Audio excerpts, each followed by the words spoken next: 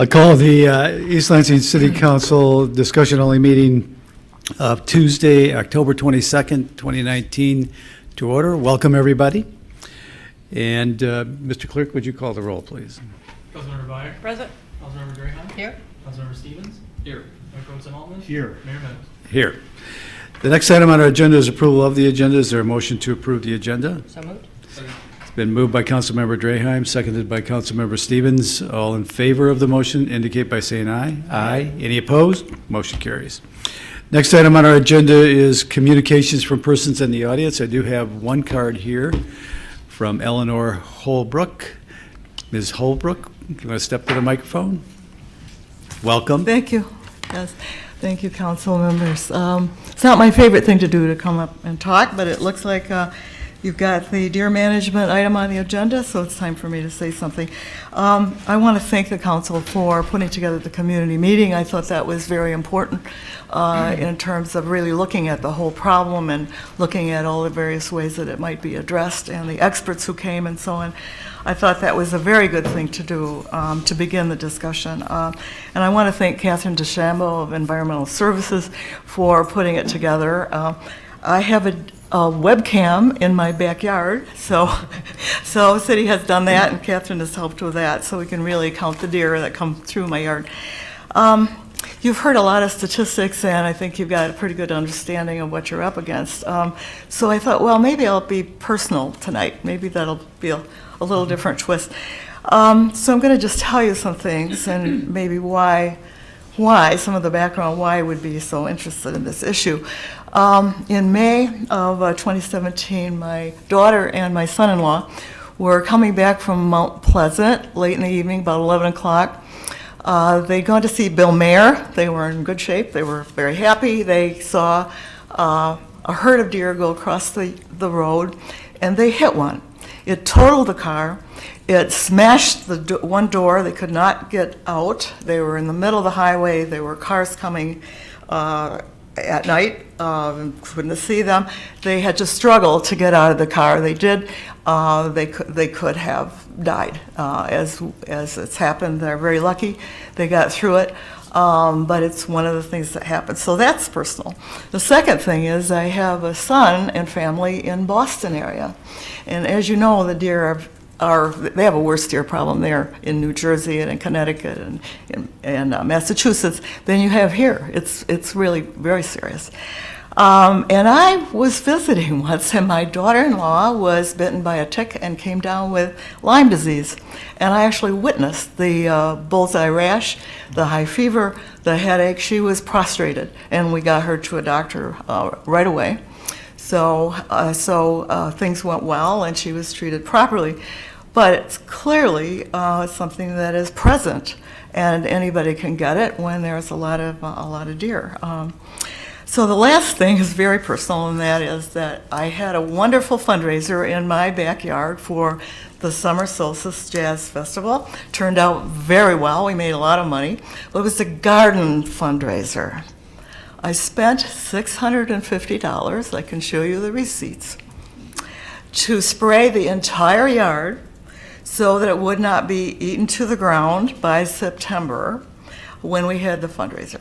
The deer eat everything now. They're very hungry. So it's not just hostas, it's everything. They'll eat roses with thorns and hydrangeas and anemones and besides all the evergreens. So they really do ravage the garden. And I've spent the money because I wanted to. I wanted the garden to be beautiful, and it was.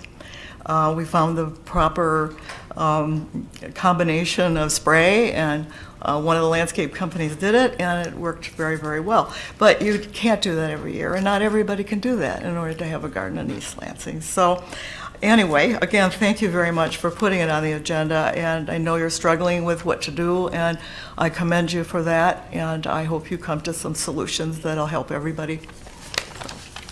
Go ahead, Eric. I had a question. The spray that you put on the, Yes. How long did that last? How long did that treatment last? It's a wonderful spray, actually. It doesn't hurt the deer.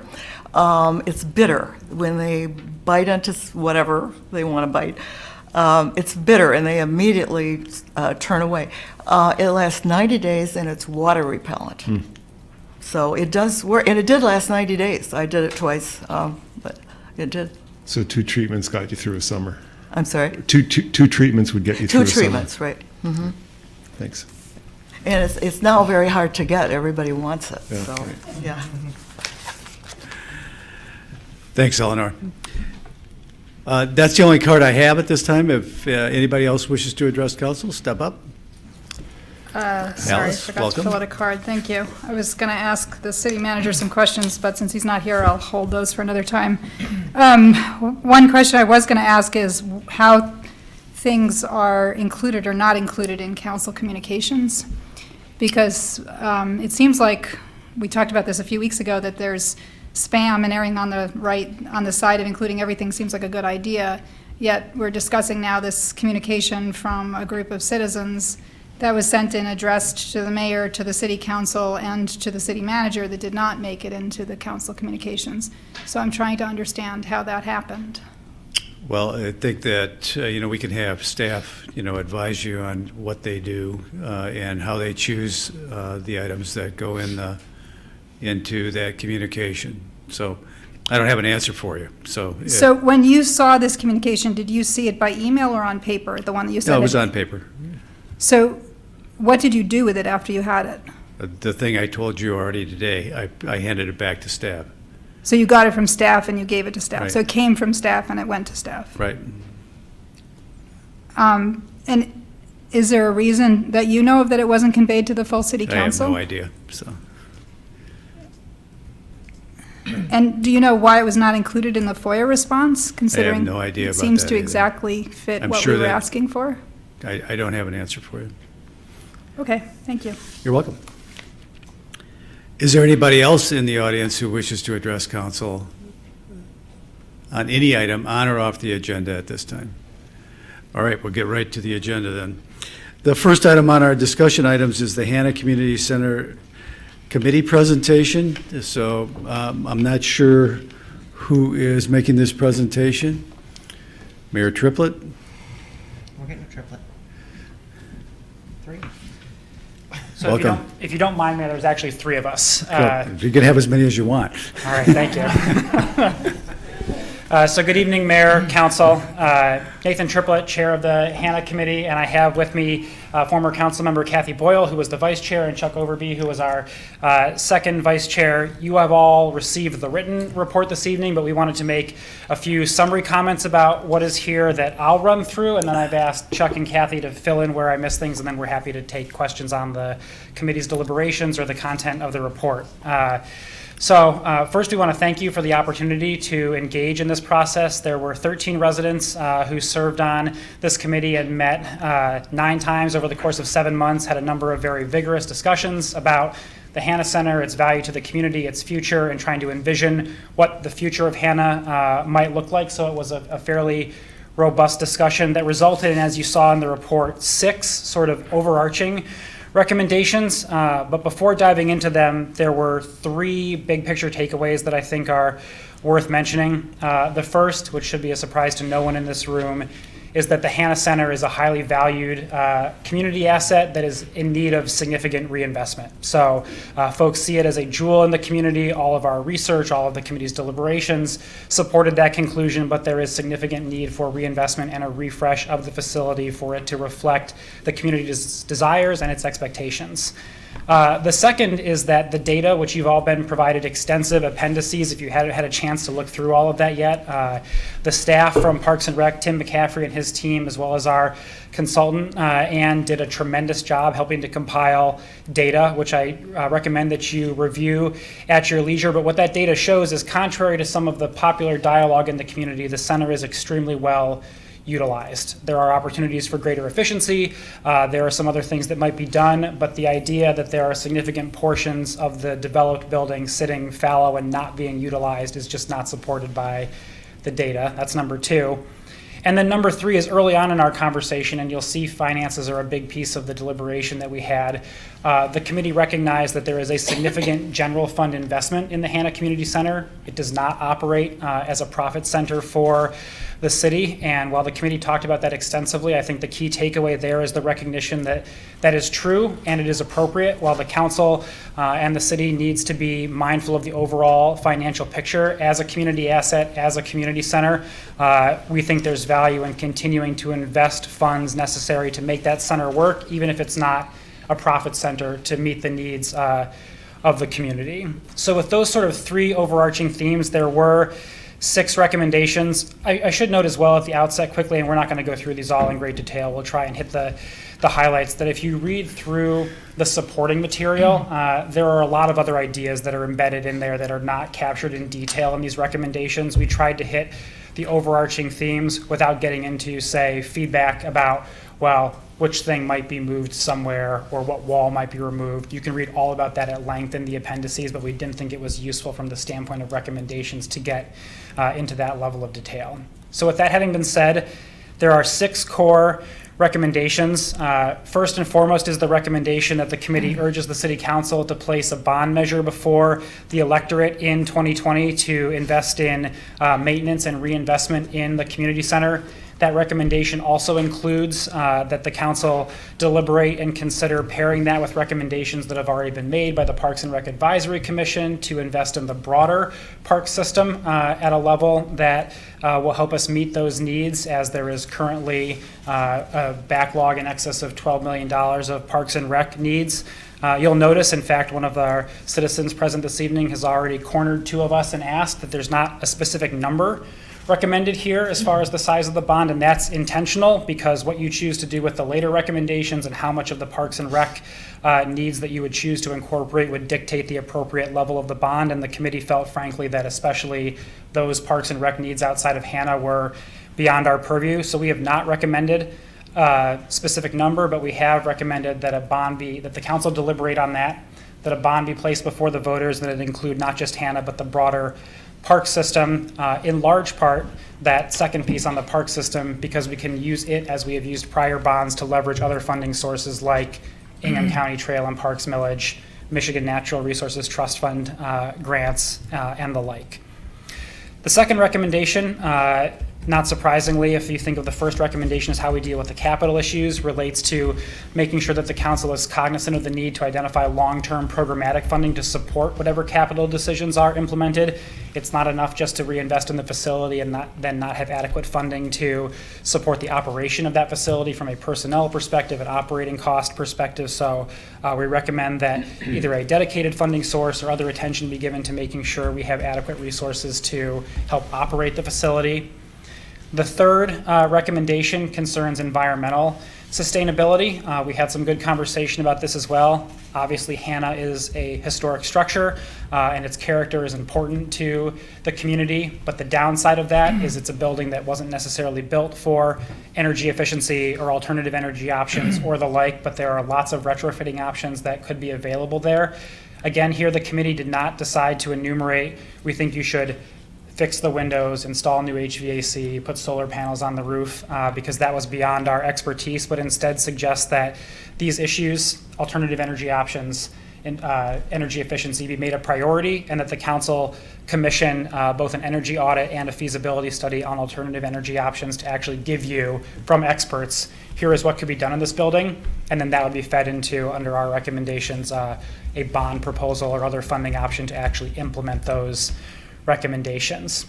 The fourth recommendation is our programmatic options, and I want to be clear on this. These issues that are enumerated here, which you can read about in much greater detail in the appendices, are areas where there was significant discussion, and we think that there should be council focus, but it is not intended to be exhaustive, and the answer you reach on the question of funding will depend on how many of these things you could actually implement. We don't believe, the committee does not believe it's the case that you could actually do all of these things in the current building footprint without additional funding or additional space. But were additional funding or additional space to be made available, these are where we think you should focus. Very quickly, to highlight a few of them: senior programming and primetime. Lots of discussion in our committee about the important role that primetime plays in the life of the Hannah Community Center, and demographic trends moving in a direction where we will continue to need to provide high-level, high-quality programming options for seniors.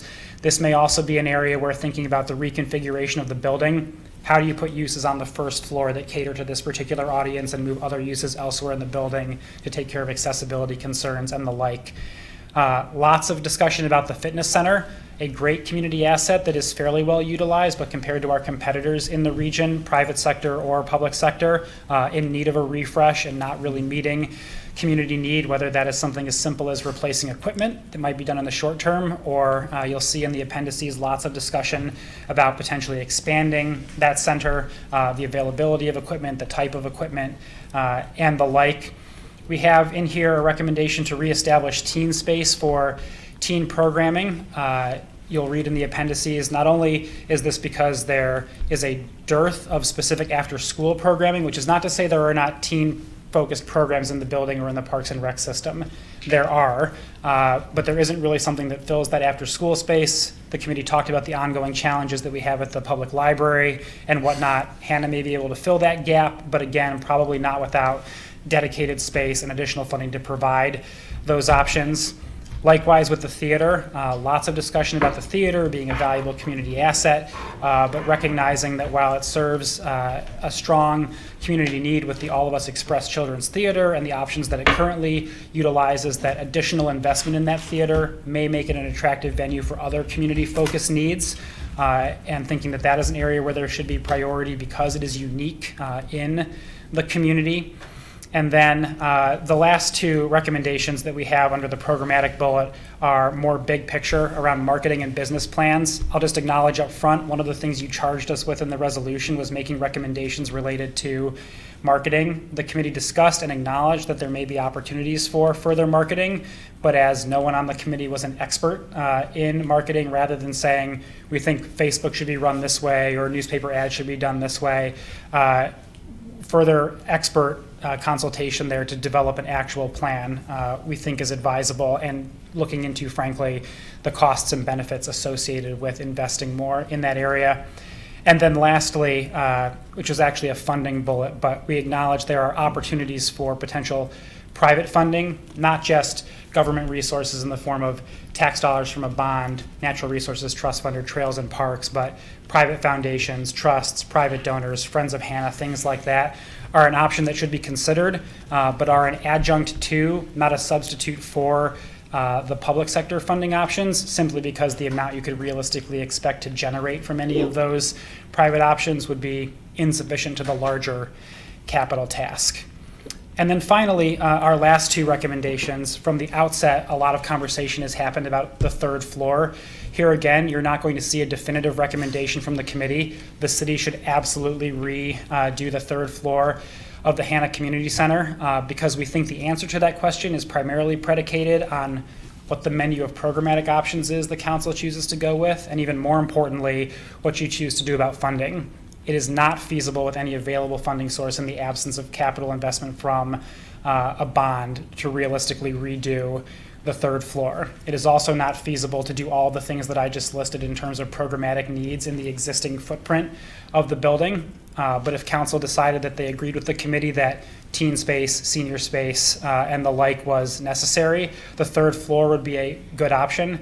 I should also note that its redevelopment is essential if you want to do any of the far-reaching pieces on energy efficiency and the like, because it is a huge energy suck in the building right now. But the answer to that question is predicated on the first order question of what is the level of funding available. So our recommendation is that it is a unique opportunity. It should be explored, but you have to answer those first order questions before deciding go, no go on building out the third floor, and so a feasibility analysis should be done in that area once you've answered those first questions.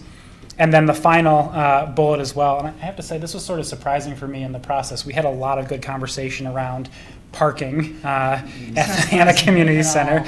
I'm sure that's a shock for everyone. There's an acknowledgement by the committee that especially on high traffic evenings where let's say you have something in the theater plus a community event or whatnot, that parking is a challenge at the center, but thought that further research here was necessary, especially considering from the committee's perspective some of the most readily available options. For example, let's put more parking in the available green space. The committee all agreed up front that green space, given its proximity to the center, its use as a recreation space, the fact that there aren't a lot of things that close to downtown like that, we didn't think using the green space was a good idea.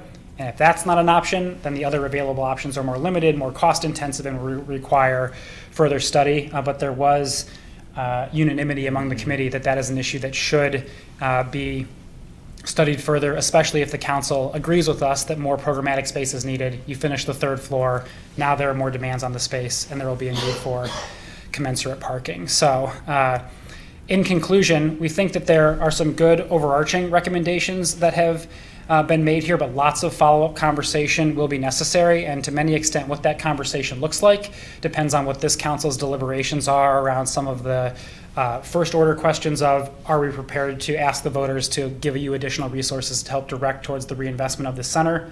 That opens up a set of possible options to be discussed.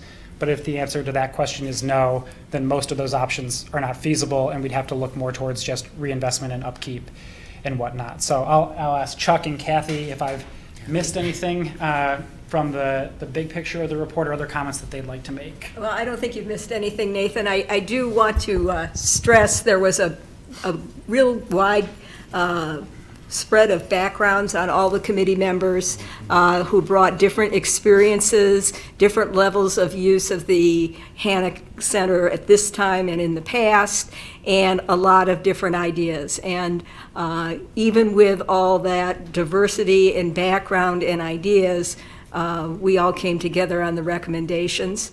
I think parking, of course, is a recognized problem, no doubt about it. But I think we also are hopeful that at least it can be improved. I think that, as Nathan mentioned, the center itself, the space in the existing center, is used very well right now. There is not a lot of vacancies. There's not a lot of availability because something is happening there all the time, every day. So it's a wonderful resource for this community. It needs to be preserved and it needs to be improved. Chuck. Just a couple of quick things I would add. One is to point out something that we did not recommend, but that we had considerable discussion on. And that was a recognition of the Hannah Center as a community resource that is funded by the city of East Lansing. We believe that's an appropriate model for the Hannah Center, and that it should continue and maintain, and that the notion of privatization, which was discussed, is not a model that would work for the city or that we felt was appropriate for the Hannah Center. Can I just ask you to do a little follow-up on that? That doesn't mean you guys didn't discuss potential private, well, there already are private uses, but private uses even on the third floor, Oh, right, permanent yeah. office space, Yes. things like that. We're all That's a- part that's of a okay. separate issue, of Versus course. privatizing the entire Right. road. Okay, I Yes, just want to yes. clarify. The other item I would mention is the issue of funding to support the recommendations. And I think the council and the city has two choices. One is we need additional money to support the current services and maintenance of the Hannah Center and what we propose and recommend as new services. Or we watch the degradation of the Hannah Center and this city service over time without additional monies to maintain it and support it. And that, to me, is the key of what the City Council and the City of East Lansing needs to wrestle with. And that supports our recommendation of funding so that we can maintain this vital community resource. So before there's just one note, Mayor Meadows, is in addition to the report, you should also have the unanimous letter of support from the Parks and Recreation Advisory Committee in your packet, who reviewed this report at its meeting last Wednesday and voted to direct the chair, Gary Bodine, to send you a letter of support for the committee's recommendations. So with that, I think any of us are happy to take questions as best we can from the council. Go ahead, Eric. So I had first of all, thank you guys for doing this. I loved getting regular updates from Karen Jennings, who serves on the Arts Commission. Just hearing about kind of the discussions you guys have been having, and hearing secondhand some of the ebbs and flows, and honestly, the depth that you guys went into on this was something that I should have definitely expected out of very hardworking East Lansing residents, but I was still impressed nonetheless. So I really do thank you for your commitment on that. I have a couple of questions. You mentioned senior programming as a priority a little bit. Was there, and Kathy, you can probably attest to where I'm going with this, was there any conversation around other partner organizations that are in the area that are doing work within the city, like Helping Hands or Tri-County Office on Aging, to increase like the amount of programming that can be done within the Hannah Community Center? Thank you. Well, actually, not with Helping Hands. There were no discussions about that, but Tri-County Office on Aging, there is a lot of back and forth with the Primetime program on services that are available through the Tri-County Office on Aging. So definitely yes there, but not with Helping Hands.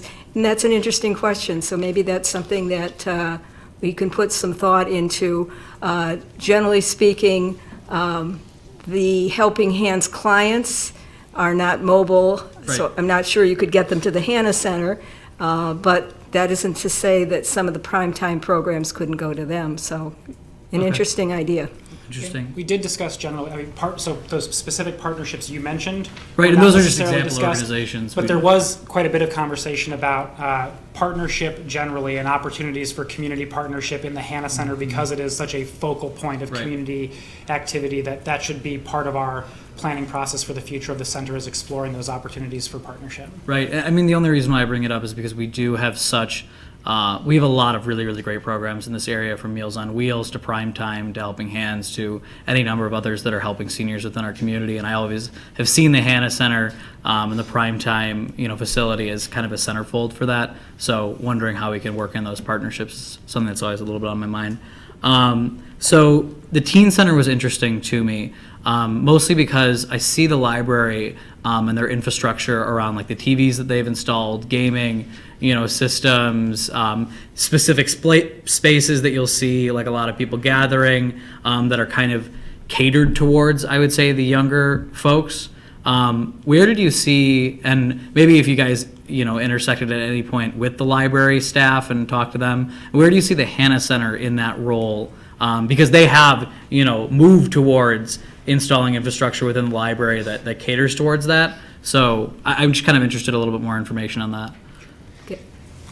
Well, let me speak at least from we haven't talked to the library about that, no. But I was involved with the teen after-school program at All Saints Episcopal Church for, I think, the last 2 or 3 years of the program. After the library improved, we were no longer the draw that the library was, and we had a drop-off in attendance. Right. However, I think the library still is at or over capacity, and having an alternate programs at the Hannah Center would be an excellent idea.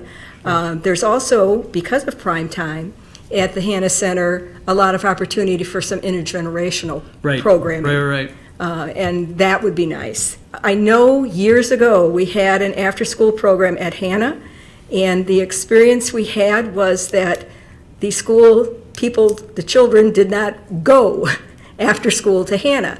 But I think we've learned a lot from the library and their experience, and I suspect that would help us develop programs at Hannah that would attract and make it a used space for after school, because there certainly are a large number of students from both middle school and high school who need some place to go and do things after school that's out. And just as a plug for the intergenerational, I mean, through a cultural arts grant last year, we had a photography program at the library that, was very intersectional, where seniors and young high school students would get together, do this together, and actually put on a show. So it does work in their community. That's a good point to mention. Could I ask you just a follow on? Can one of you guys speak to, because you had a long conversation about not just the intergenerational programming, but the potential for facility and equipment sharing. I'm thinking particularly in terms of some of the tech upgrades and some of the discussion and the presentations that you got on other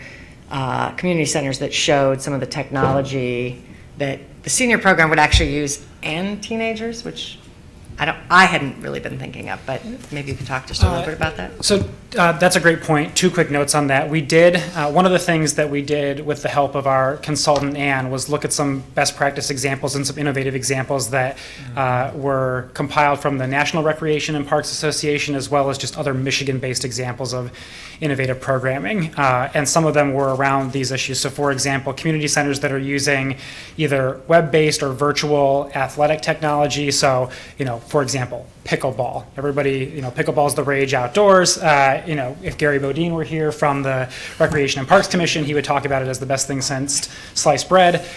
We looked at options in community centers where folks are actually playing games like that virtually that are projected on the wall. You can have technology like that that might be attractive to teens, as well as to provide different senior programming options.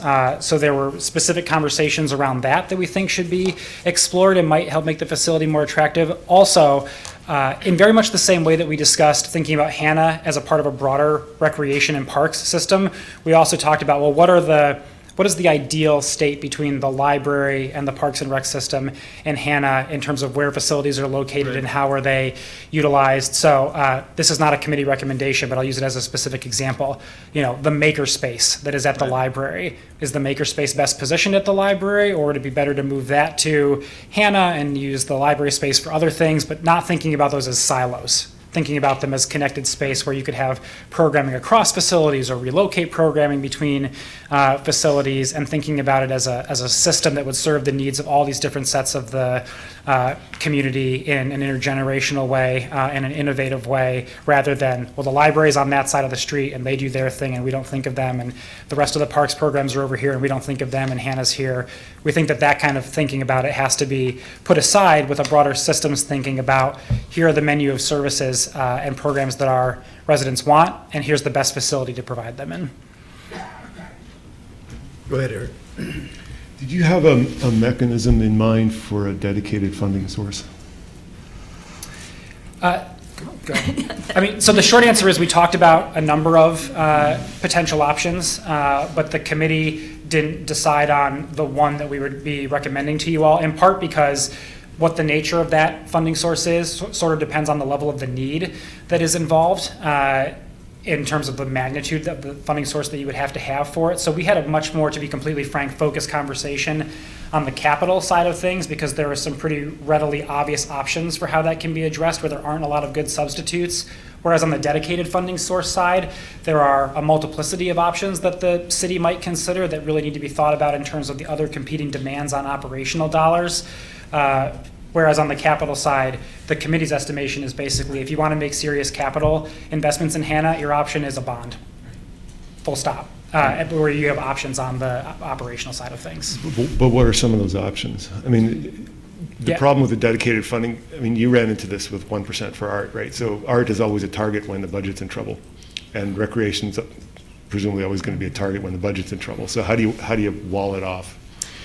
Yeah, and I don't want to get too far down the road of offering things that sound like they're recommendations from the committee when it's just spitballing, but we had talked about whether or not it is actually looking for something that is dedicated by the voters to that, or even using percent for art as an example. This council would not have the ability in perpetuity to dedicate a source of funding. Likewise with percent for art, a future council could decide to amend the ordinance for percent for art and to move those funds elsewhere, but it would create an additional planning tool so that rather than starting from, we're not going to fully fund parks, we're just going to use the money available, we'd say we're going to set aside X amount or X percentage or whatnot.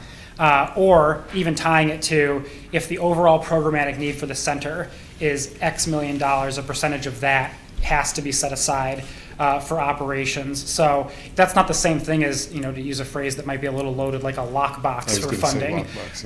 But it would provide some more direction. This council could establish an ordinance that provided more direction to itself and to future councils that would make operational costs a primary thought, not an afterthought. And it may not come across in this recommendation because we did talk about dedicated funding, but the point that I think we really want to make with this is for the council and the community not to lose sight of the fact that capital expenditures involve commensurate operational expenditures, and we shouldn't just focus on the capital side. We should also recognize that capital expansion comes with operational requirements, and we should have a plan to deal with those operational requirements too, or be prepared to deal with the same kind of stresses we have now when we don't have adequate operational funding. Go ahead, Ruth. Since you're thinking so proactively about that, did you also add that capital investment requires future capital investment? I mean, Yeah. it's not just a one-time thing, not really operational, but things will depreciate and need to be eventually repaired. Right, and So- we've sort of, I'm speaking a little bit loosely, I guess, when we say operational. Oh, If I you see read the what you mean. recommendation, Yeah. operation includes maintenance Fix it. Okay, thank versus you. capital expenditure or Correct. capital reinvestment. So actually, the recommendation itself includes a dedicated funding source to invest in capital replacement and maintenance for facility infrastructure, equipment, and Great, services. okay, that's what I have. So that was definitely, and I should note too on that point, one of our conversations was we saw our role as thinking about some of these bigger picture items, and whereas some smaller levels of operational funding that are available now, for example, one-time revenue this council has discussed recently, or even the portion of the income tax dedicated to it, those are great sources for buying a new projector or replacing carpet or a new coat of paint, but they're insufficient to these bigger things we're talking about. So you could spruce up a couple of rooms with that revenue, but you couldn't, say, finish the third floor Right. with it. But we should think about both of those things. And, I mean, in the history of this city and most cities, that's never done. You build the sewer system, but you don't put a stream of revenue away to keep it working and replaced. Yeah. So One of never- the things we did discuss on the not the operational side, but on the maintenance and reinvestment side was a lot of the conversation when the original bonds were passed that included Hannah, if you go back, was partially this discussion of, the bond matures, it goes through its life. At the maturity of the bond, you have the option to do what we're recommending, which is a new bond that allows you to do that from that funding source, and then you live out the useful life of that asset, and it can become a cycle. It's not really a revolving fund per se, but it's the functional equivalent, because you always have that source on the capital and maintenance side. And what that leaves is this operational question that we're asking about, making sure that we have personnel resources and the like that you couldn't do with capital resources to maintain that. So on the operational side, I don't know if you guys looked at it, but cities and schools both have the option for a recreational millage, which is a separate millage. It wouldn't be part of our millage limitation, and it wouldn't be part of the schools, and it could be used for operations or capital, but most school districts that do it use it for operations.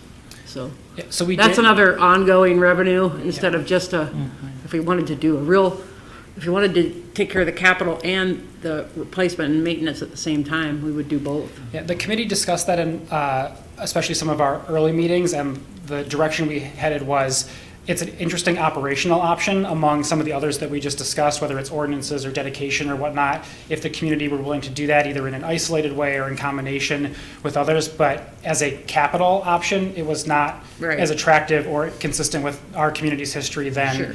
a bond, but certainly as an operational piece, it's something worth the council's future consideration. I realize it's a little bit of an unsatisfying option to say, we talked about a bunch of dedicated sources, but Right, didn't right. pick our preferred one. But part of that was because the magnitude of the source you need sort of depends on these other things that we thought our charge was to give you, here are focus areas, but not to say, No. the amount has to be X or the millage has to be No, X. that's exactly what we asked for, thank you. Okay, I just have a couple of questions then. I'm interpreting what I've been told here, but, to me, the issue is really one of sequencing. So I'm thinking back to the time when we actually went out for the Hannah bond after we had obtained the then junior high, the former high school, and we're going to redo it. And thinking about how we approach the aquatic center and the softball complex and the other recreational opportunities that we didn't have that we did obtain. You indicated that the committee looked at 2020 as the potential for this bond, and my memory is that we spent an entire year really working on some of these other projects before we actually could make a recommendation as to the value that bond was going to have, and I don't know how we can get to this in 2020. That's the thing. I don't know whether that was a matter of discussion among the committee or not, but that seems like a big jump for me, given where we are at this moment in time. If Parks and Rec already has an analysis of Hannah Community Center that would inform us pretty carefully with regard to the actual cost of the upgrades that are necessary. Then maybe we could reach November of 2020 as a target date. But did you have more discussion on this? So let me respond to that and then see if Chuck or Kathy have other things to add. So two things. One, in the appendices and in material that the Parks and Rec Commission has looked at, there is a ton available from the Parks and Rec staff already about what some of these options might cost out at in at least a general way that could, I think, with some rapidity be fleshed out in a way that would give you a better idea. And that was discussed, but that's not fundamentally where I think our conversation around the timing focused on. Our conversation around the timing looked at this over the life of these bonds. It's why the Parks and Rec Commission 3 fiscal years ago began talking about this, because our thought was one of the voters' perception of this issue. So now that all of the Hannah and Parks bonds have reached maturity and they are no longer part of the city's debt millage, the functional reality is that residents are paying a lower millage. Now, bonds don't get, as all the council members know, we're not really renewing the bond in the sense that it's the same bond that is just happening again. From the taxpayer's perspective, if I've already been paying this debt millage and we target it at a level where it's comparable to, then the demand of the taxpayer can be kept relatively intact. And we had some discussion about, at both the Parks and Rec Commission and the committee level, about how the further you get away from that point where maturity has happened and the debt millage has rolled off, the more it becomes like feeling to the voters as though it's a new tax rather than a continuation. So it may look from the vantage point of just this report like 2020 seems pretty fast. We do think it's doable, or we wouldn't have made that recommendation, but also the committee's looking at it from the fact that it's 2020 now, but we had hoped that process would have started, well, 2 fiscal years ago, plus the fiscal year that we just recommended that you approved a budget for. So that's part of the consideration, is striking while the iron is hot in terms of the voters' perception of this issue, and also recognizing that if you were to incorporate it with Parks and Rec writ large and look at the overall need for Parks and Rec plus Hannah, you could give significant description to the voters without having to get to, say, architectural drawings for individual facilities that would inform them at a level of sufficient detail to know what they were voting for, without being able to say, and here's how the diagram is going to look on the 3rd floor, or here's the specific playground we're going to redevelop, because we have those resources, and then could use that additional time then to flesh some of those things out, as well as looking to the history that we've had with Parks and Rec, where some of the determination about how council ultimately chooses to spend that money may well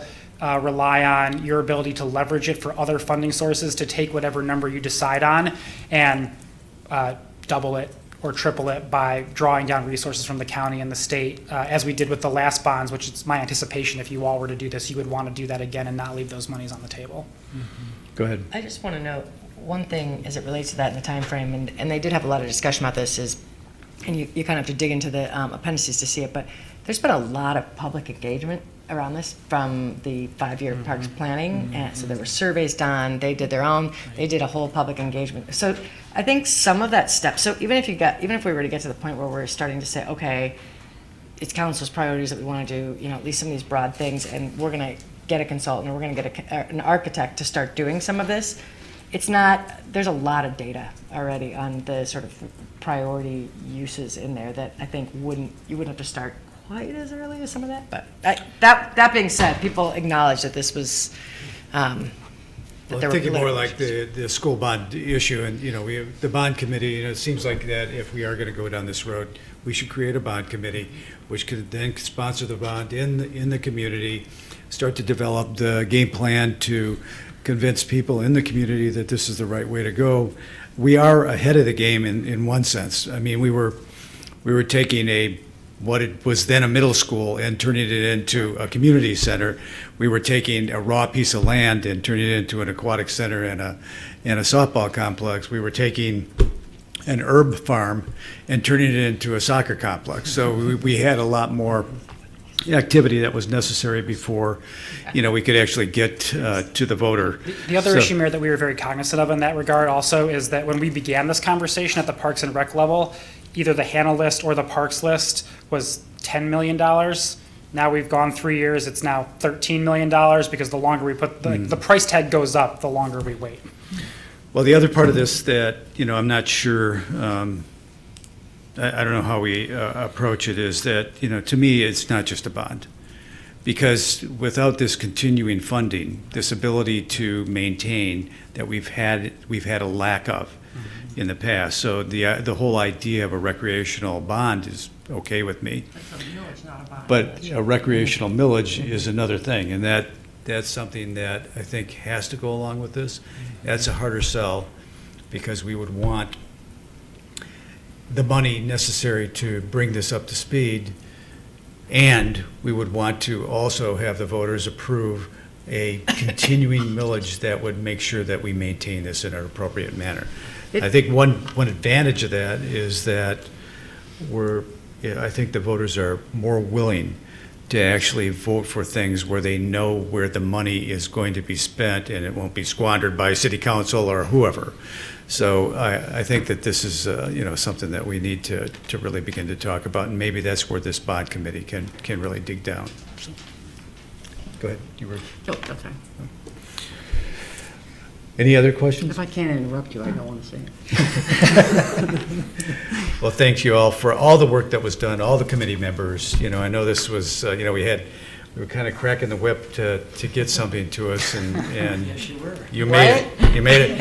And I appreciate really the hard work that went into this. And we just want to, as we walk away, just again, thank staff and Conklin for all of their work. The committee did do a lot of work, and I want to thank the other members, but the behind-the-scenes work from the Parks and Rec staff and our consultant to bring this together, once you dig into those appendices, is pretty remarkable. And I would just tell you what we said to the Parks and Rec Commission as a concluding comment on Wednesday. If you read nothing else in the appendices, staff submitted at our request dream documents, each of the Parks and Rec staff, if you were to dream into the future what you wanted to see of Hannah. Not everything they said made it into our report in the end, but it's a really remarkable thing to take a look at what the staff who works in this facility day in and day out think about the potential for this building. So I would highly commend to you taking the time, if you don't want to do the hundreds of pages, at least read those dream documents, because they're really tremendous. Okay. And thank you for the opportunity. Go ahead. So can I just take a moment, since I'm not going to be here for the further discussions on this, but I was lucky enough to. How do you know you won't be right at that microphone? That's a good point. What you're saying is you never let go. They never No, let you go.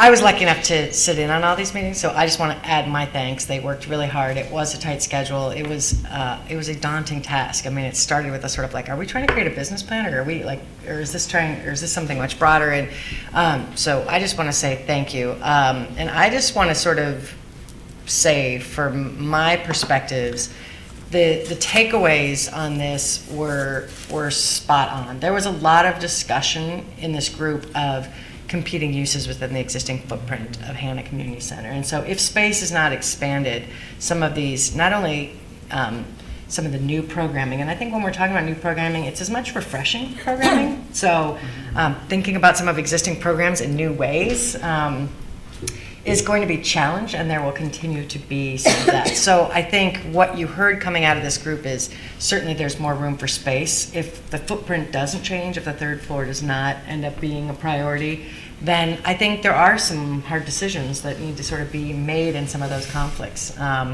And to me, they divided things out in programming, facilities, funding. So on the programming side, for example, I think they really used a lot of the demographic data to shape this, but to me, I think what I really heard is there are opportunities for more proactive programming in some areas that we haven't done. So the theater's a great example. We tend to use that as the theater company's in there, and a church rents it, and it's sort of who comes and asks us to use it. But we also know that our community is constantly asking for a movie theater, and they're constantly asking for music venues. So why aren't we programming it that way? That's just one example. But I really, I took that away. I really think that should be a priority for us, however we think about those. And I think the facilities, there were some really interesting conversations about gymnasiums and taking down walls and the stage space in there that isn't getting used. And so thinking about some of those efficiencies and just a lot of creativity that went into it. And I think the takeaway that I also heard from a lot of the community stuff is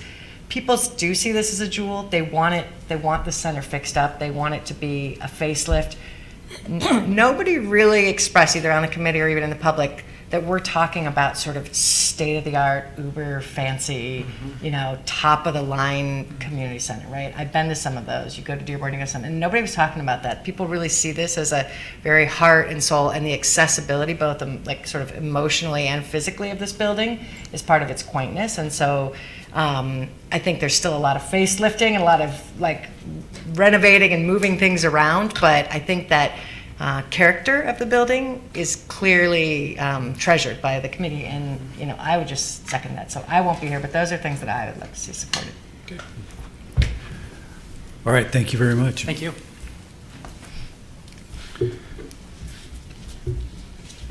All right, the next item on our agenda is the deer management update and possible next steps.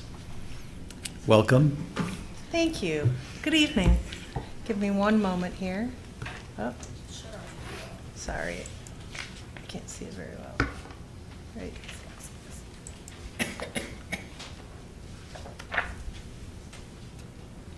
Wish we could read this from, there we go. Right here. Good evening. Mr. Mayor, Mayor Pro Tem, appreciate being here again to give you an update. I was here in June and I gave you a pretty thorough update at that time concerning data and activities for deer management that the city had been engaged in.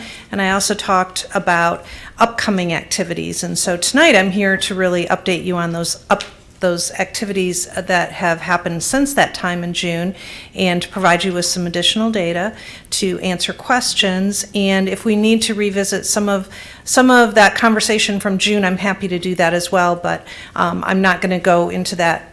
I'm not going to redo all of that data and talk about that again. So I want to start out with talking about the fact that we held a community deer management meeting, and that was held on September 26th. We had a panel of experts, and we had Mayor Pro Tem Altmann and Mayor Meadows at that meeting, and we were very grateful for your attendance. I think that was really helpful. A couple of things I want to point out, that was really our second deer management meeting, so I want to share some comparisons between the two meetings, the one we had in 2014 and the one that we had in September. I want to talk about resident surveys because we had an initial resident survey that went out in 2012, and that was over 200 responses to that survey, and we really have a great baseline from that survey. And then we've had the survey available online for residents in the last few years, trying to get some additional information. And so I want to show you some comparisons of the way residents answered questions back in 2012 and some of those same questions in 2018 and 2019, because we have some similar numbers of responses now in these later years, and I think that that's really important. Trail camera data. When I was here in June, I talked about how MSU was going to install trail cams throughout the city, and they did do that. And one of the reasons I couldn't make this available to you any sooner is that they're actually going through those 5,000 photos and cataloging every movement in those photos with an app. And so I was getting data over the weekend and trying to get as much as I could to you for tonight, but it's not all done. And then I want to give us some time to talk about considerations, possibly next steps, and answer any questions. So 25% of the attendees at the community deer management meeting had attended the 2014 meeting. I thought that was really interesting. We doubled our attendance in the second meeting, but we had some folks who had been there in 2014 and came back here in 2019. 69% of the attendees have been residents for more than 20 years, and 85% of attendees reported seeing 1 to 20 deer in the vicinity of their home in the last week. So we really had that question for residents broken out into several parts. So you could say, you would see 1 to 5 deer, you would see 5 to 11 deer or more, and I lumped those together because I think it's important. Sometimes whether you see 1 deer or you see a lot more deer in your yard, it's how you feel about the impacts of that deer in your yard or those many deer. And we've talked about that before, that really 1 deer can cause a lot of human-deer conflicts in a certain area, and 20 deer can manage to live quietly and not cause as many conflicts. So there are a lot of variables within that deer-human conflict paradigm that we need to look at and we need to consider. In what way do the deer in East Lansing most affect your quality of life? And this is a really important question because we have residents who say it really adds to my quality of life. I really enjoy seeing deer. It's something that I look forward to. It's something that is a part of why I like living in East Lansing. And we have people who don't feel that way. And for the people at the deer management meeting, 22 responded that it's a negative. 8 were positive and 3 were neutral. 57% of attendees responded that they enjoy seeing deer, but they worry about the negative impacts they cause. And keep that in mind as we go along, because that is one of our baseline questions for data that we've collected since 2012 is, do you enjoy seeing deer? Do you enjoy seeing deer, but you worry about the damage or the effects that they can have on our community, the negative impacts? 72% of attendees believe the current number of deer in East Lansing is too high.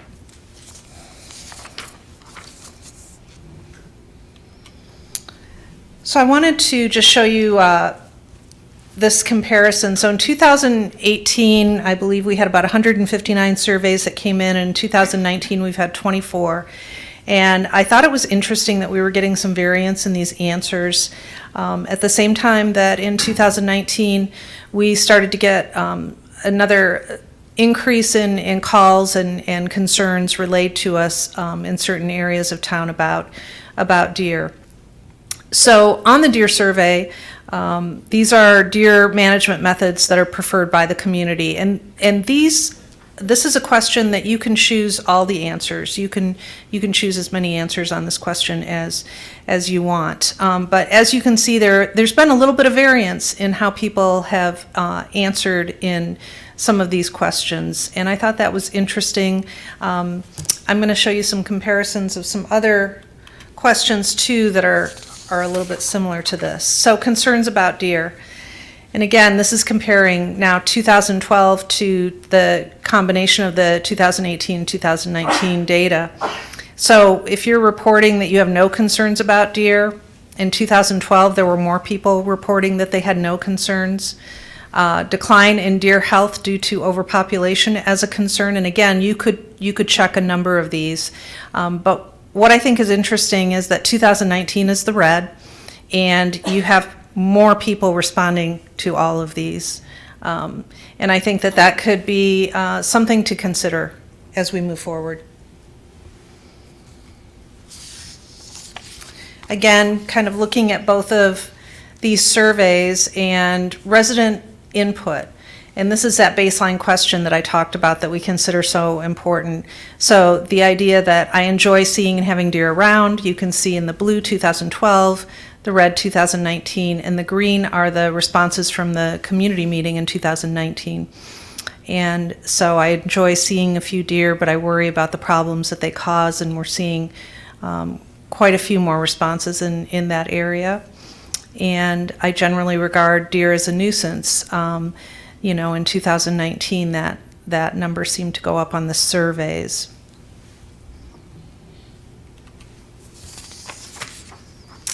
So trail camera data. Over 20 cameras were installed in 7 East Lansing parks and 2 private residences between June and October. We have over 5,000 individual pictures that are still being analyzed, but I want to give you a little look at some of the things that we can do with this data. So if we want to look at population dynamics, for example, I'm giving you Henry Fine Park here, and they've taken all the data from those about 79 days worth of pictures, and these are motion sensor cameras, and so they're sensing motion. So if it's not a deer, it might pick up some other kind of activity, and even those pictures are cataloged as such. So if it's some other wildlife, so we'll have some data on other wildlife as well, and that I think that could be helpful in the future. So when you're looking at fawns, antlerless, and antlered deer, this is good data to have, because it can tell us in a particular area or particular park, we might take a different approach. If they're, and we might also be able to look at what's happening with that population. Does that look like a population that is going to cause us more trouble in the next year or two because there's suddenly this large group of fawns and that population is going to get even bigger? It's been interesting to look at these because they're not all the same. And so I think that also informs choices in terms of how we approach these areas and from a management perspective. So same kind of data here, and this is the population dynamics at Patriarch Park. Considerably different when you look at how that plays out with antlerless, antlered, and fawns. One of the other things we can do with this trail camera data is look at deer activity. And so over, let's say that 79 days, averaging where you see deer activity and how active they are during the hours of the day can also give you some pretty good information. And we don't necessarily see the same activity in all the areas of the city that we're looking at. So this is military time. This is 1 through 24. Okay. So you can see between Abbott Road Park and Patriarch Park, we're seeing a little different kinds of activity.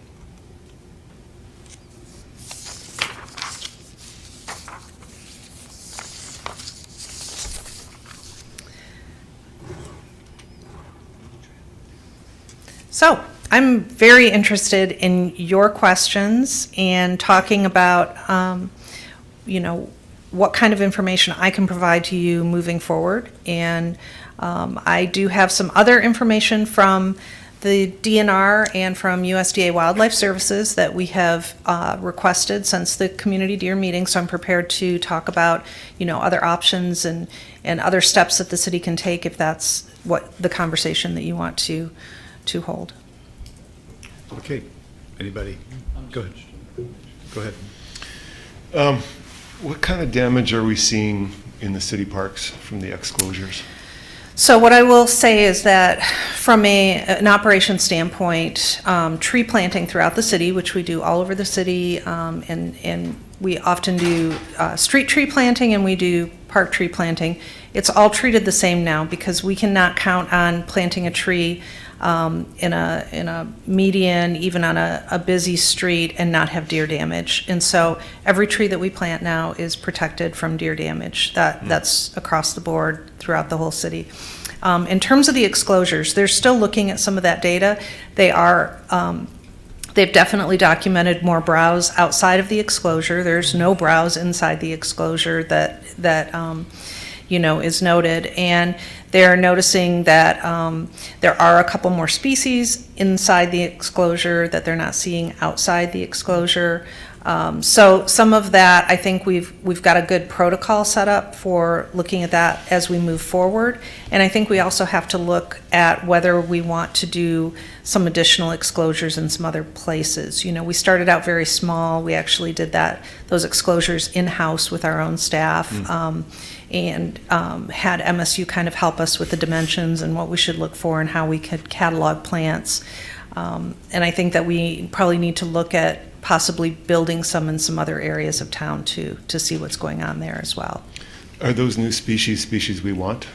Well, that's a good question, and that's one of the things that they're working on right now. We actually just had this conversation today because they're saying right now they're not sure that the species that they're seeing are really exactly what we would want. So maybe we want to move those exclosures to some other areas and see if there's any difference in some of the other areas as well. So one of the exclosures is in Harrison Meadows and one is in White Park. And in both of those parks, we kind of chose them because we had a fair amount of activity, but we also know that we do some invasive species removal in those parks, right? And so we were curious whether some of that is tied to deer browse or is it being exacerbated by that activity. And so that's really what we've been kind of looking at. And so in terms of cataloging, are we seeing the natives that we want to see in those areas? I'm I don't think that they were ready to say yes or no yet, but they were very curious as to some of the plants that they weren't seeing. So we don't know yet whether the deer are creating or exacerbating the invasive species problem. We don't have an answer to that yet. We don't have a definitive answer to that. But we will with continued data collection from Yeah. these exposures and potentially new exposures. Yes, yes. So the county is trapping feral cats in Meridian. Why isn't the county helping us with deer? The county helping us with deer? That's a good question. That's why I asked it. It is a very good question. I can find out, and I can ask that question. Because it seems like the kind of, I mean, they do animal control, right? Well, so Ingham County Animal Control is really focused on domestic animals, right? And feral cats must fall under that category in their definition. They are not going to come and help a resident if there is a deer in their backyard. That's going to be a function of the DNR or our own police department. So, the Ingham County Animal Control is not going to get involved in wildlife control in the way that they're also not going to come and trap skunks. If we were interested in that, we would have to go through some private wildlife expert, or we would have to go through the DNR for advice on that. Back to the survey, one of the choices and one of the questions was non-lethal methods. Do people have any sense of what those non-lethal methods are? So, I was actually looking at that question and wondering whether we should have been much more specific in that regard, because I don't know what people understand about non-lethal methods, right? And I think that there has been talk of contraceptives, and it has been researched and tried in a couple of communities, but in Michigan it's not yet approved for use here. And there are a lot of thoughts about whether it's truly effective, whether it could be effective in an urban setting like this with open borders where deer travel. They travel between Meridian, they travel here, they can go 25 miles. So, how are you going to know? And what happens then if you are doing any kind of removal? What happens with that meat?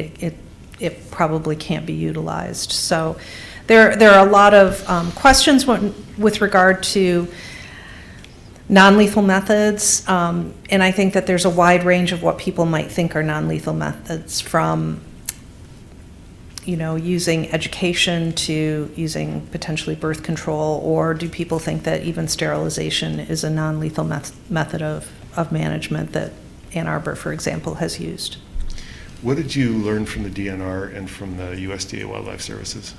So some of the questions we posed, because certainly, as you were aware at the deer management meeting, there were residents who posed the question about lethal measures and how could that look. And so it was really important to get some good information out there. And I thought that the DNR and USDA Wildlife Services kind of answered those questions pretty well, but I also did some follow-up on that. So we had talked several years ago when chronic wasting disease was first discovered in Meridian Township, and the DNR had offered to come in and do some disease surveillance for the city at no cost, because they were very curious about deer in the city and they wanted to test them.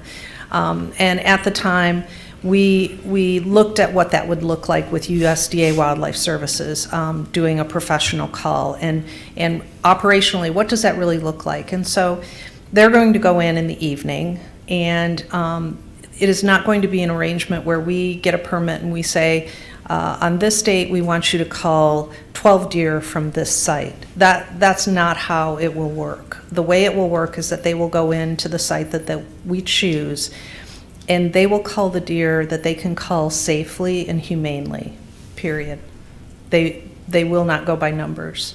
And so if that's the route that we choose, we're going to talk to them about parameters, and we're going to say, these are the areas that we have concerns in. These are the areas where we want some reduction in numbers, and this is how we want to do it. And we will say to them potentially We have 3 to 4 areas in the city, and we would like you to go into those areas for 2 evenings and see what you can do in terms of reduction. And again, safety is going to be the first option, and they're going to do their best to be humane. And so in a scenario like that, we would be looking at a cost of just over $5,000 for a professional cull operating from USDA Wildlife Services in that regard. For 2 nights. For 2 nights at each of those sites, 3 to 4 sites. Do we have a ballpark estimate of how many deer that would remove?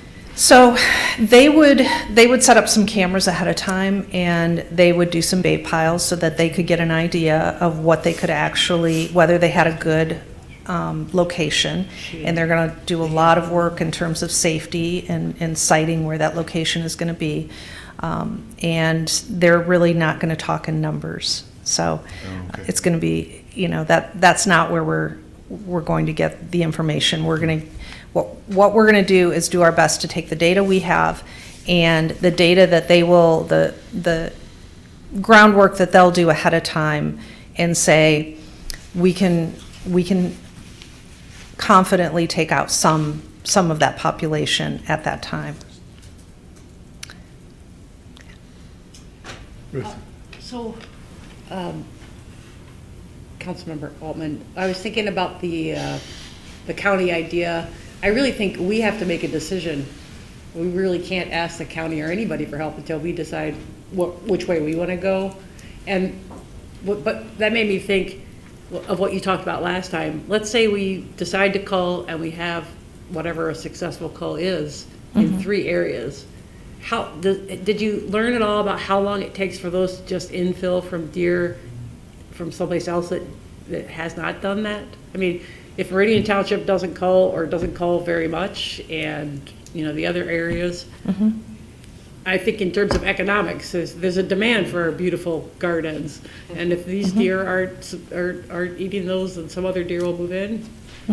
Did the DNR have anything to say about that? Sure. So, we've looked at a lot of cities, and some cities have been successful in bringing in this cull and needing to repeat it in 5 years. Okay, so they just. And some cities have needed to repeat it the very next year because they didn't quite get to that level that they wanted to be at.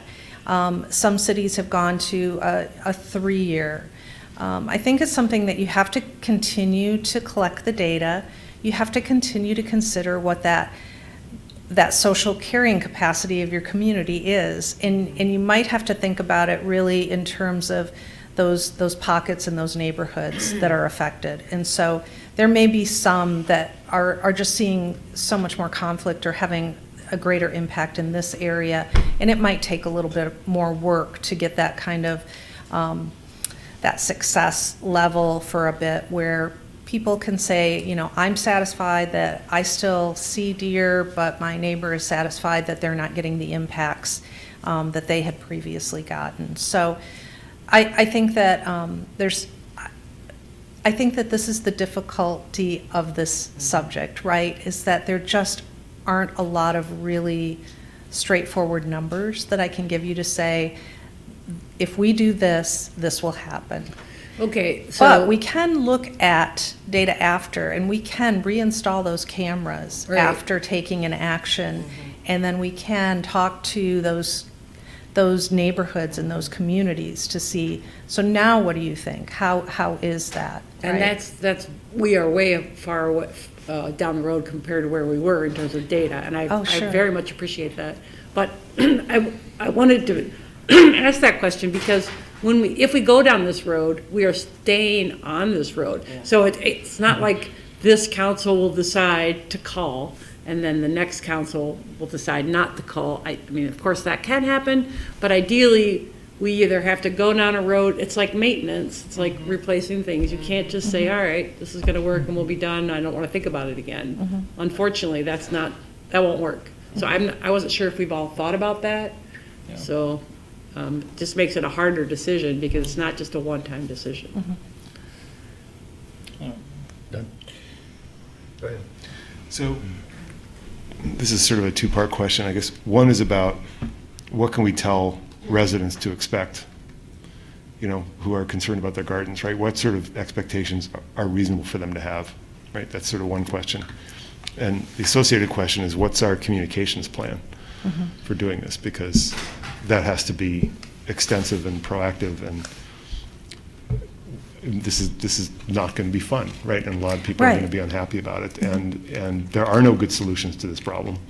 And we're trying to find the one that's sort of the least bad and calibrate people appropriately and make sure that by and large, as much as we can get people on the same page, that they're on the same page. So it seems like a communications plan is a pretty important part of it.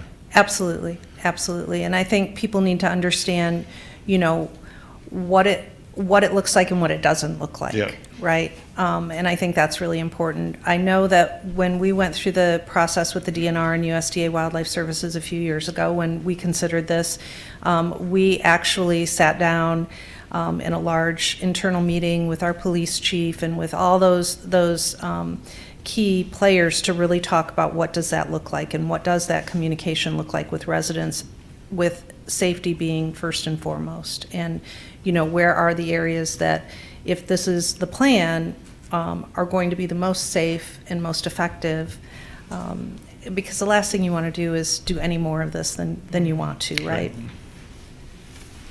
Kathy, in the conversations with DNR and others, I mean, they're working across the state in different areas, and obviously all communities are different, but I mean, bottom line here is, do they think we're beyond the carrying capacity? I mean, do they think our herds, based on this data number, are they concerned?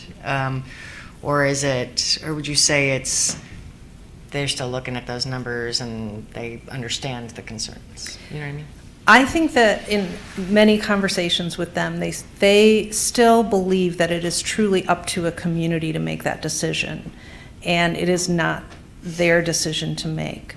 I remember early on in our conversations back in 2013 or 2014, when I was just trying to pull as much data as I could possibly pull. You know, I was looking for averages of, so what's a norm for deer in a square mile? What's normal? Well, what's normal in one area is not normal in another area, and really that's where we get to that social carrying capacity. And I know I say that over and over again, and it would be so much easier to have someone say to us, this is exactly what you need to do, and if you do this, it'll all be okay. But that's not that's not going to happen. So I think we have to make decisions as a community with as much information as we possibly can, as much direct information as we possibly can from our residents and from those neighborhoods. I think we need to truly understand the impacts. I think one thing that has been interesting in the last 6 months or so is that I've talked to some residents who haven't previously reached out.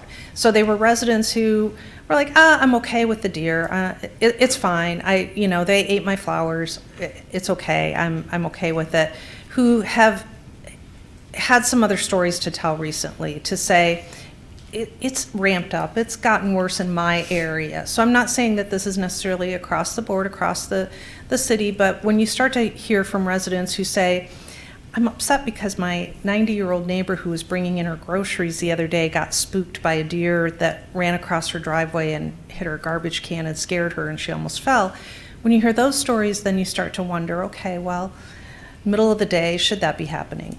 Those are the kinds of considerations that you might want to start thinking about and taking into consideration, because it's not always just about a garden or just, the other thing I would say is that if vehicles are the only predators in the area of deer, so what is that cost? And have we really considered that?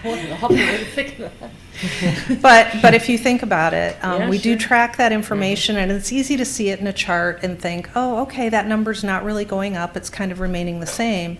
But if 35 people in the city of East Lansing have had a deer vehicle accident, what does that really mean? Right. So those are some of the considerations that I think as we go down this road, those are things to think about. Okay, yeah, I've got just a couple of things I want to ask you. If we're going to be getting a recommendation in the future, I want to know, where the home is. It's one thing for us to have on this on these cameras an indication that, for instance, you said 31.5% of the pictured deer in Henry Fine Park were antlerless deer, but where are they coming from? I mean, are they bedded down in Henry Fine Park, if we know? Because I don't see how the fact that they may be deer that come in from another location, if we're not culling at some other location, we're not going to affect the number of deer that are going to be coming in, because there's going to be infill as we go on. So that does, I think, dictate that if we do go down this road, it's going to be every year. It's not going to be, for a year and then wait 5 years. I don't see how that really functions for us. Because if it's the deer get up in the morning, they say, where's the best restaurant? And it's East Lansing. Then they're all coming into the city, and we aren't really controlling it no matter what we do. We're just, I guess, taking away some part of the herd that is hanging out there and waiting to come in. So I'd like a little more information on where we think they're coming from, and to the extent that we could get information from Meridian Township on how this is functioning for them, and why they made the choices that they did with regard to culling their deer herd, because that's 32 square miles that they're working with, and I'm not sure how they've designated the areas that they're working in, but also DeWitt Township and Bath Township, because at least in the northern tier, I've got to believe there's a significant number of deer coming in from that direction. There was a point in time where in the northern tier, every night we would hear, coyotes howling, and now we're not hearing that anymore. So there is a lack of predators out there. I don't know if they've moved on to another location or not, but there's also an indication of an incredible rise in the number of rabbits in those neighborhoods, who are also eating a lot of plants. In every neighborhood I've been in this year, canvassing, there are stories of skunks in the neighborhoods, and I never heard that before. So when you mention trapping skunks, if we can figure out, maybe there's a sort of a critter problem that's more widespread than just deer, and maybe we need a plan, I guess, to address all of that. One theory I do want to float about that is, and something that we've explored in a few neighborhoods, is that as people become more interested in composting, that if they're not covering their compost piles, they're potentially encouraging some of that wildlife to be more drawn into neighborhoods, and that's a consideration. And I think that we probably need to get some information out there for folks, because I know that we found a couple of residents who didn't realize that and may have been contributing to a problem as we delved a little deeper into a neighborhood to look. So I think there are some things that we may need to do in our own backyards, and some more education that we need to do with our residents as well. Well, this goes along with what I think the Mayor Pro Tem brought up, which is the communications plan that's going to be absolutely necessary on this. But I think it's more than just about culling the deer herd. It's about how we can control these activities in our neighborhoods. Yep. Thanks very much for your presentation. Thank you. Thanks for having me.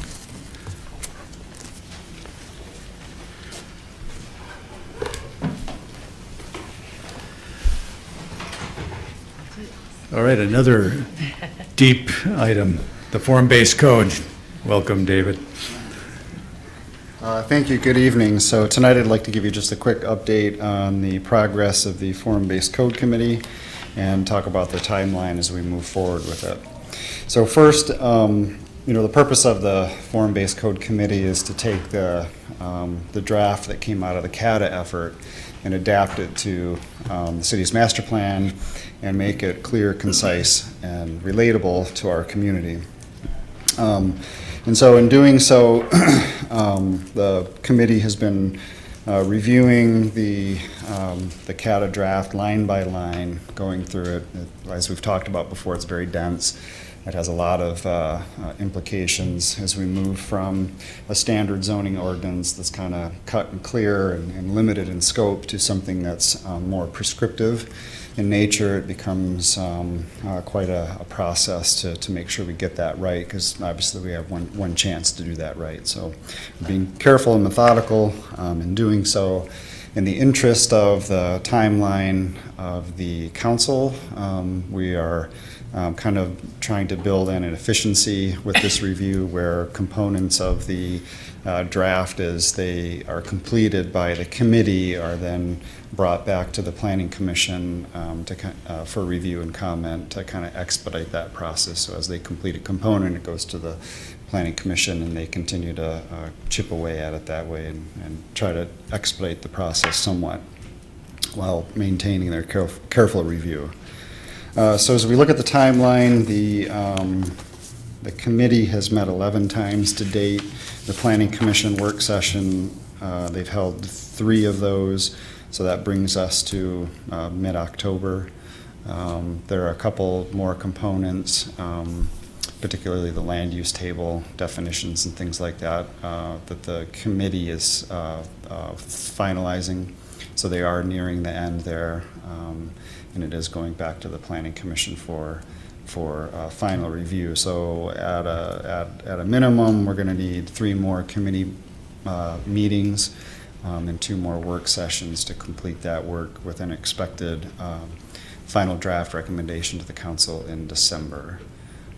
We anticipate that the council will need time to absorb that, so that's going to be December, January for that process to educate you folks on the work that's been done and hopefully get your buy-in with whatever tweaks, recommendations come out of that discussion. And then if we can get some consensus there, we can take it to the public in February, March. We also have with us tonight 2 of our committee members, Chairperson Dan Bowman and Commissioner Chris Wolf.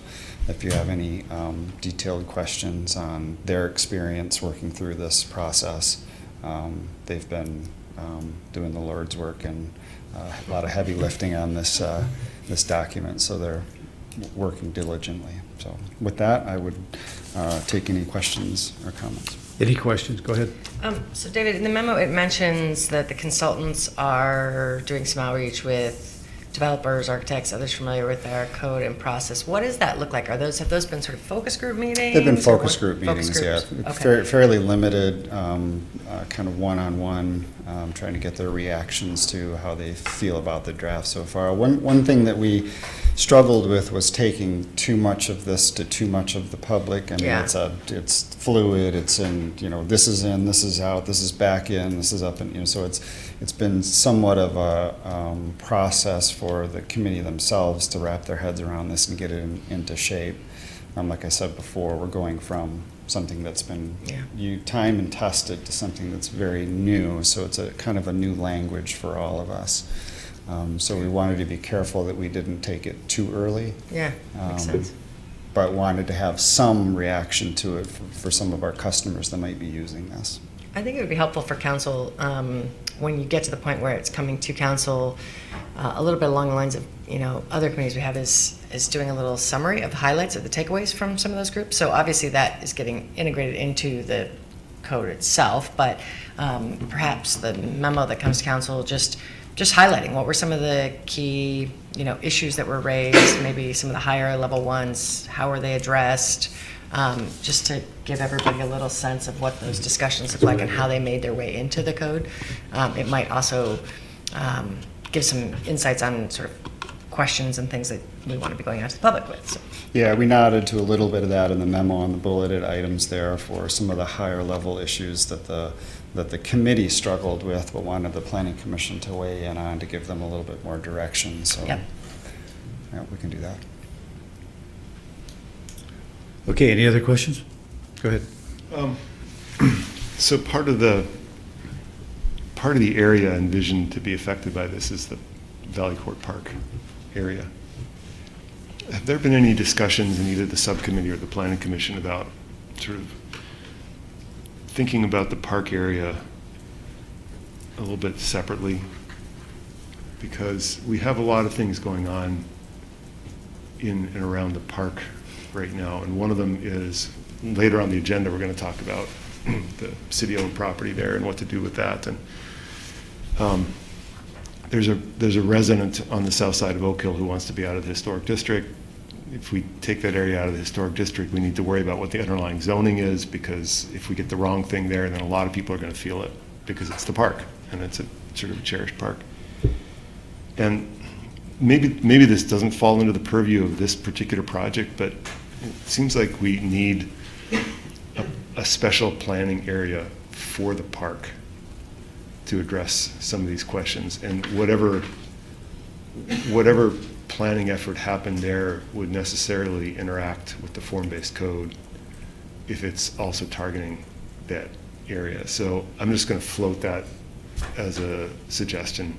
I also want to say that I think every minute that everybody spends on this project is worthwhile. And so I just hope that nobody feels terribly rushed, and that the subcommittee and the planning commission take the time they need to do this right.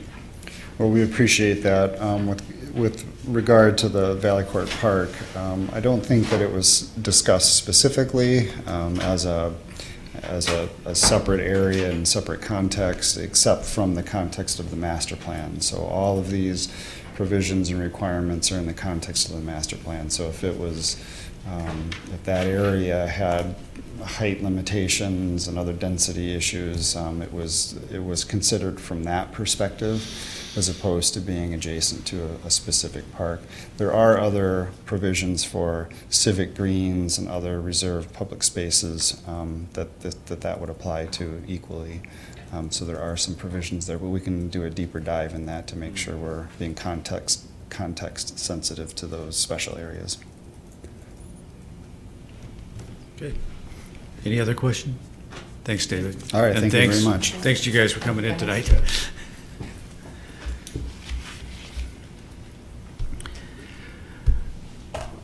Okay, the greetings tour mural. Who has that? Wendy Longpree. She's on it. Okay. The bit. Oh, okay. I got to say something. Hello, City Council. I have a brief presentation here, if you give me a moment to pull it up.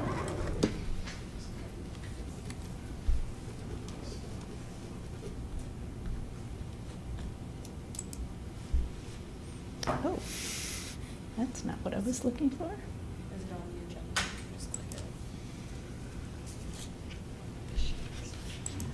I just loaded it right onto the desktop, actually. Is that it? No.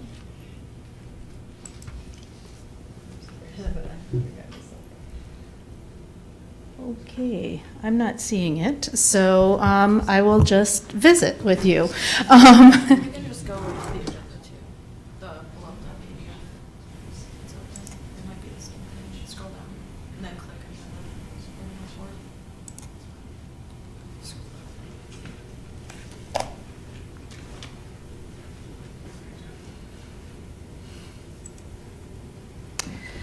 Okay. I was going to share a little bit more with you about what the greetings tour is, so I apologize for that. But what you received in your packet was a description of a project that the Arts Commission is interested in moving forward on. And I wanted to visit with you a little bit about it tonight before we went too far down the road, in case there were any issues or concerns that you'd like to share with the Arts Commission. First of all, what we're looking at is something called an official greetings tour mural. What the greetings tour is it's a cross-country mural project that they create landmark murals throughout the United States. The murals are designed using a classic large letter postcard style, and they frequently are used to help revitalize communities using imagery from the city and bright colors. I'll call up the other item here for you.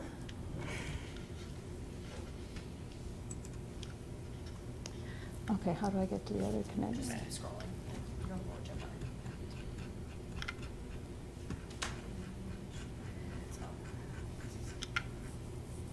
Okay, Here's some examples.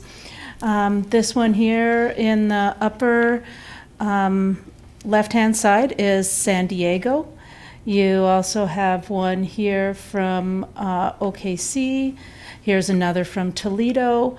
And you can see how the objective with these murals is when people visit a community, they stand in front of them and take their picture, and then they send it to their friends, or they do a selfie and they send it out and say, hey, guess where I'm at? And greetings from East Lansing or greetings from Toledo. And so the thought is to look at installing one of these in East Lansing. Originally, actually, the Arts Commission has looked at many different potential locations for this. We looked at a number of different locations on city properties. We looked at some different locations on private property. And the location that the commission really is looking at moving forward with is that first one that I showed to you. And that is on the side of the Roadhouse Pub. Which is right on the corner of Hagedorn Road and Grand River Avenue. One of the reasons that this location was settled on, I'm sorry, Harrison Road. Harrison Road. I apologize. Harrison Road, Grand River Avenue. Michigan. Those roads for messing people up. You can tell I'm a little flustered because I don't have my presentation in front of me. Okay, do we all know where that is? I won't even repeat it. Super. So the reason that this location was settled on is there's a number of things. One is the current individual who has the business in that building contacted the city and said they had heard about this and they were looking to redo the narwhal mural anyway, and they thought, well, maybe we can partner with the city on this and provide a location for the city to put this mural. So that was that's a big factor. The second factor is just some of the things that are important in this type of mural. You want to look at something that's approximately 12 to 15 foot tall by 25 to 30 foot wide. A concrete or cinder block wall is one of the best sort of canvases. Something that's at ground level so people can get in front of it, in a neighborhood that has some high traffic or has some good visibility, and then unobstructed public access where people can get into it and they can stand in front of it and then have someone stand back. So this particular location really ticks all of those boxes. It meets those various requirements. The approximate cost for this mural is, at this point in time, the proposal is priced out at approximately $27,700. That includes funds for travel and accommodation for the artists as well as all of the artwork. This would be funded from the Public Art Fund, which is from the Percent for Art program. The 2020 budget does contain an allocation for it indicates the Greetings Tour mural, I believe.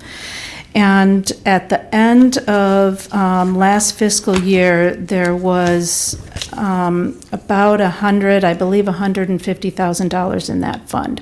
So there's adequate funds to fund this mural as well.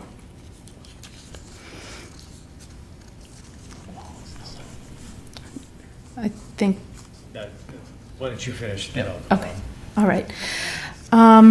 What we'd be looking at from a timing standpoint is we are looking at negotiating an easement with the building owner as well as coming up with final contract language for the Greetings Tour, for our contract with the Greetings Tour artists.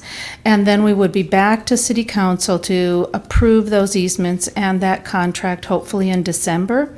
And then we'd be looking at doing this project in the spring so that it was completed by early summer.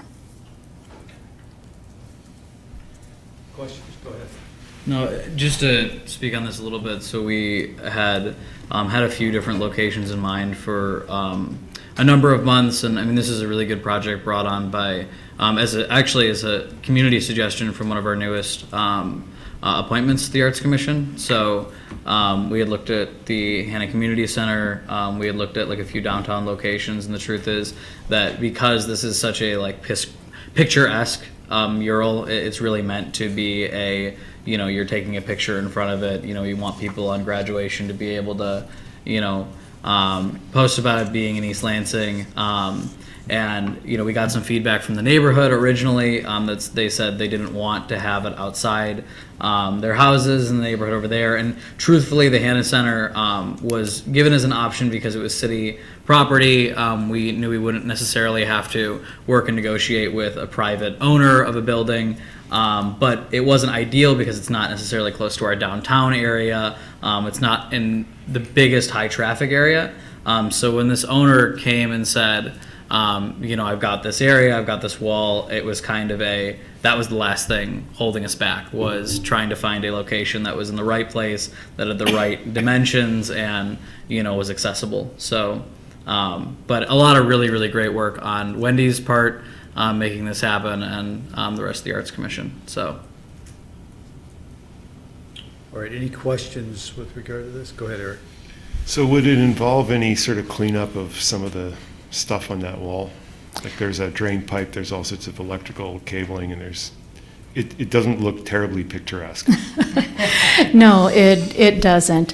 And typically what happens is they paint right over the top of all of that. It becomes, they paint over it with a white sort of coat of primer, and then the mural goes over the top of it. And so those things are almost, they get lost within the background of the mural itself.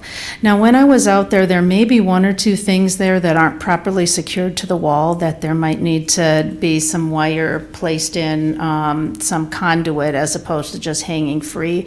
Those type of things might need to happen. But in terms of removing anything from the wall, I think what's on there, it just gets painted right over the top and incorporated in.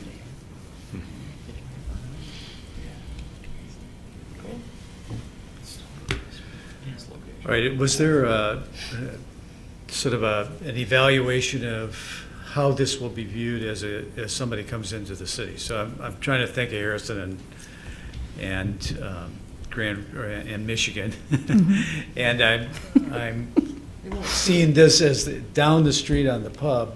But it's not on the Harrison side, it's not on this side, it's Where is it going to be? it's back there. So it's in, Yeah. it's not even visible from the No. street. Yeah, that was what my question was, is it visible from the street? No. All right, because I'm thinking about the one that's in downtown Lansing, you know, it's above, you know, it's up, so that as you come down Michigan Avenue, you actually see this, this welcome sign, and I'm just not seeing why we would put it, you know, facing the parking lot. So there's always, just so you guys know, an option for building an actual structure to have this put on. So again, the biggest issue with this is having, I'm not talking about building a building, I'm talking about building a standalone structure. So, you know, we had talked about Valley Court Park, we had talked about a few different areas. Of course, that incurs an extra cost. So the hope is we find a business, a location, a wall where we can, you know, You can't go just back have there. it right there. It's easier for us, and it's a lower cost, but, I mean, we had talked about it before, Nope, it's and right back here. the hope was we find a location, this is an opportunity, but Oh. if we want an area where it's higher visibility and you can see it in a better place, I mean, there is the option I for, don't think so. It's got windows. When I have driven down Michigan, heading towards East Lansing, that is the best view of it as you're entering East Lansing there. And it isn't sort of right in your face, but you can see it shortly before you pass through the intersection. You get a real good view of it. And then the last time I was out there, I thought that there was a good view of it heading north as well, but I'd have to go out and look around. I felt like it was visible from the roadways. Well, maybe I'm looking at the wrong wall then. So I'm just looking at, Oh, no, yeah, not that wall. It's got currently the narwhal Yeah. mural on it. Okay, but the pub comes out in front of the narwhal. I Yeah, mean, that's the problem. the narwhal is back, in I the understand. parking area. Yes. Mhm. I mean, yes, I think actually if you are Yeah, it's flying back around around in a the drone, you can see it perfectly. But I don't know about. So when you're driving. saying you're coming into East Lansing from the west going east, you'd look to the left. Get a little sign, light sign. As you're coming eastbound, Right. and you look off to the left, Right. you can see that wall in between the brick wall that you're seeing Yeah. and then the restaurant in front. Oh, okay. Yeah. You So can actually see back it from through over. there. So right about here, you can see it. I see what you're saying. So, yeah. And if you happen to go down this little road, whatever that road, oh no, that's a parking No, I lot. was just there, like 2 days ago. And that is a correct observation. It is not right in your face like a welcome sign, like one of our other welcome signs are, or like the Lansing one is up there. And so, from that standpoint, you're correct. One of the things with these murals is in the other locations where they're at, that's not necessarily their purpose. Right. The purpose is revitalization of a space and bringing people to that space in a positive way. And so from that standpoint, this particular location, I think it serves that purpose. It brings people in, it sort of brightens up that area. And from that standpoint, I think it's successful there. There's an element of, right, that these are sort of not hidden, but these are, you find them and then you go get your You picture. find Right. them, yes. There's a whole Facebook following of these, the people who have, once you found one of these murals, you kind of look for them then as you're traveling. It's for people to have Instagram moments. And just for like safety's purposes, there's always the conversation of like, well, why don't you put it on one of the faces of one of the new buildings?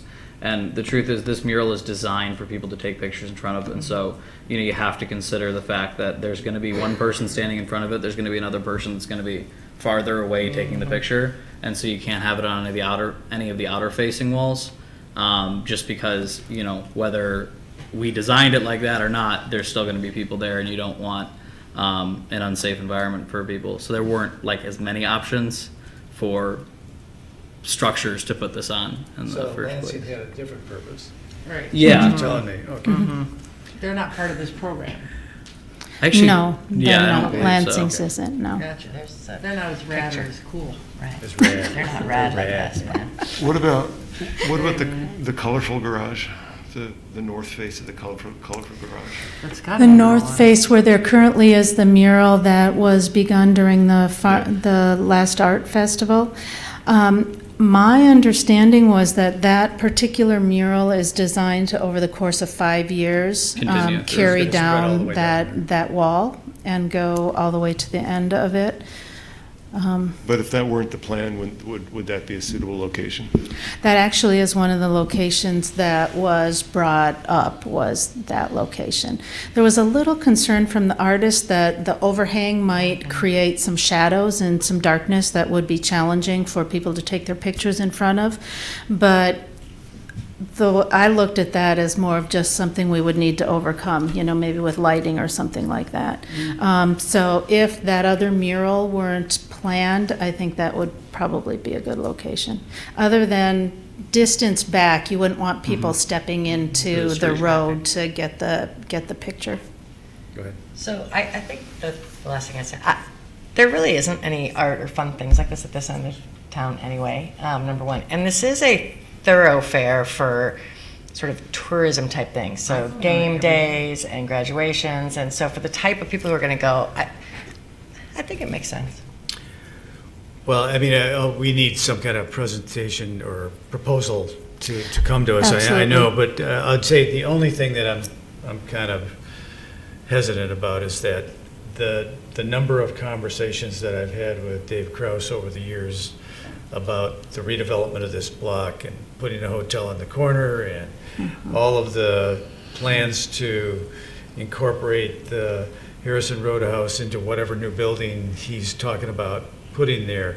Then we put a nice piece of artwork there, and 3 years from now, he gets the funding, and the next thing you know, we're taking down the whole block. So are we sure this is going to be an investment that will be a long-term investment for the community? That's a very good point. The easement that I initially presented to the property owner had I think it was a 10-year guarantee, and that the mural would sort of go with the building. Then if he sold it, the requirement to keep the mural there would stay in place with the building. That is a point we are currently negotiating. I'll say that. So this will be coming back to us. It will be coming back to you. Okay. You will see the easement in its final form, and you'll also see the contract with the greetings company, with the greetings tour mural company. But we are working with the property owner currently on the specifics of the easement to try and find a place where they're comfortable and we're comfortable. Okay, and then, during this time frame, can you continue to sort of eyeball other locations that might be a potential? Absolutely. Okay. Eric or Ruth? So, in the new tunnel that goes from Albert to Target,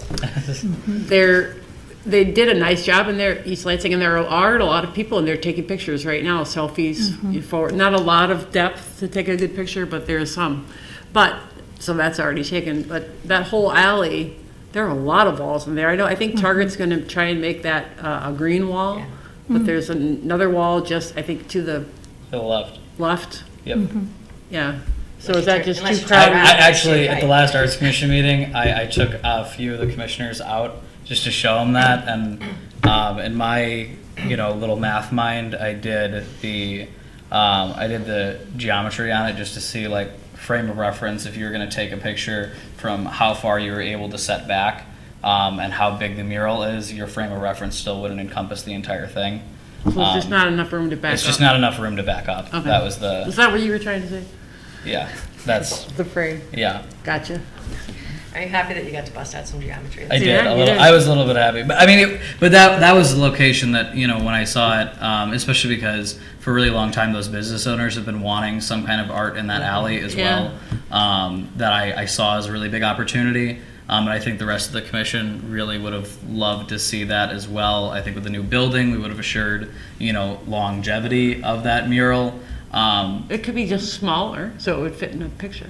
I think that the artist had. don't With know. this particular mural, the artist has a dimension that they feel works best. Okay. But I will share with you two other things that the Art Commission is working on. One is Greg Ballline has talked to the commission about putting a mural on the large gray wall that is currently on the west side of the Landmark building. Right now, it's like 2 or 3 stories. It's on the side where right on the parking ramp. Right. And the Art Commission, Yeah. East That side. would be the Newman Lofts. Newman Well, Lofts. Facing. the west side of that alley, It would but actually like face- between the It's riv, west side, but between it's- the riv and. Right. It's Yeah. up against the building. It's you know what I'm Facing talking CVS. about. Facing CVS. Yes, it's right in Up there. on the top. Pardon? Across the top of that building is a giant blank wall. It's a big blank gray wall. Yeah. And so he has talked to the Art Commission. That project donated $25,000 to the Public Art Fund, and he has talked to the Art Commission about reserving that $25,000 and then putting a mural in that location. So the Art Commission is working on that. Then the Art Commission also is working on just another mural project that I think is better suited for some of the downtown spaces, where they're looking at hopefully identifying somewhere between 4 and 6 muralists to come in and do much smaller murals in some of those downtown spaces. And so that's just not a project that we've been able to get off the ground at this point in time, but that is something that they're very interested in doing within the next year or two. Great. Yeah, I'm all for murals, so Let's get not as lose many our as we mind over can. murals, though. Too So many. just one little note, we talked about it at the Arts Commission a little bit, and I'll probably talk about it at our next meeting, but if we could try to get some kind of cost analysis of what it would take to get a standalone, like something that we would construct ourselves and maybe put in a park or in a location. I think it'd be good for City Council to see that at least. I know that we kind of talked about it a little bit at the Arts Commission, but based on some of the reaction I'm getting here, I just think maybe it's a conversation that we should have. And some potential locations. Yeah. Okay, let's take a 5-minute break if we can. So.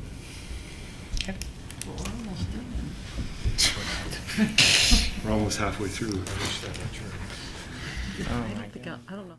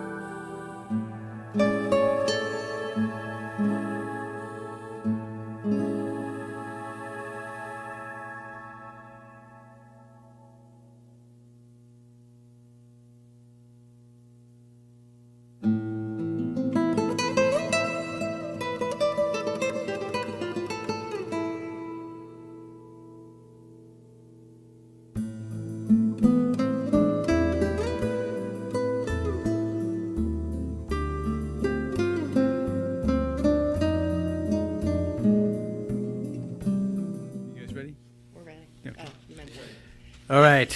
The next item on our agenda is the Valley Court Community Center and Park Plans. Who's got this?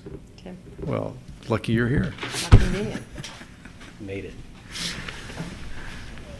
So I really don't have a presentation with respect to this item. City Council had requested a potential sort of timeline or schedule, and that's been provided for you in the packet, should you decide to want to look more closely at an alternative use for the community center.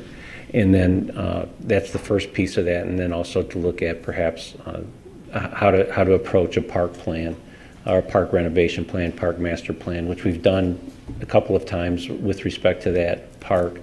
Because there's, and every time we talk about Valley Court Park, there tends to be a lot wanting to happen in that park for potential in the future. So we did simply provide a proposed timeline or schedule that should City Council want us to look at an alternative use for the community center, we can do that. Or the same thing with the renovation for the renovation or master plan, if you will, for the park. Go ahead. So, what's been the communication so far to Helping Hands Respite Care?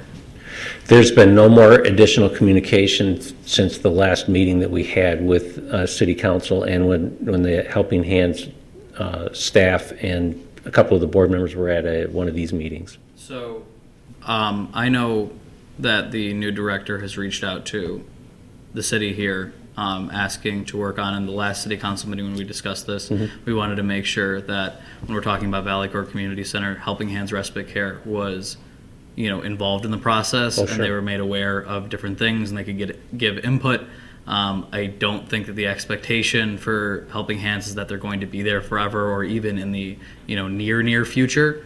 But I still need to see that as a priority, because I know that there's been reach out thus far, and a timeline like this, while I don't know what the rest of council's opinion on it, would probably, be fairly devastating to their organization if they were to go out for an RFP in February of 2020 without much notice for them. So I just want to make sure that they're involved in this process, and we know what their timeline is on maybe moving out of that space if we're seeking to go forward with a redevelopment there.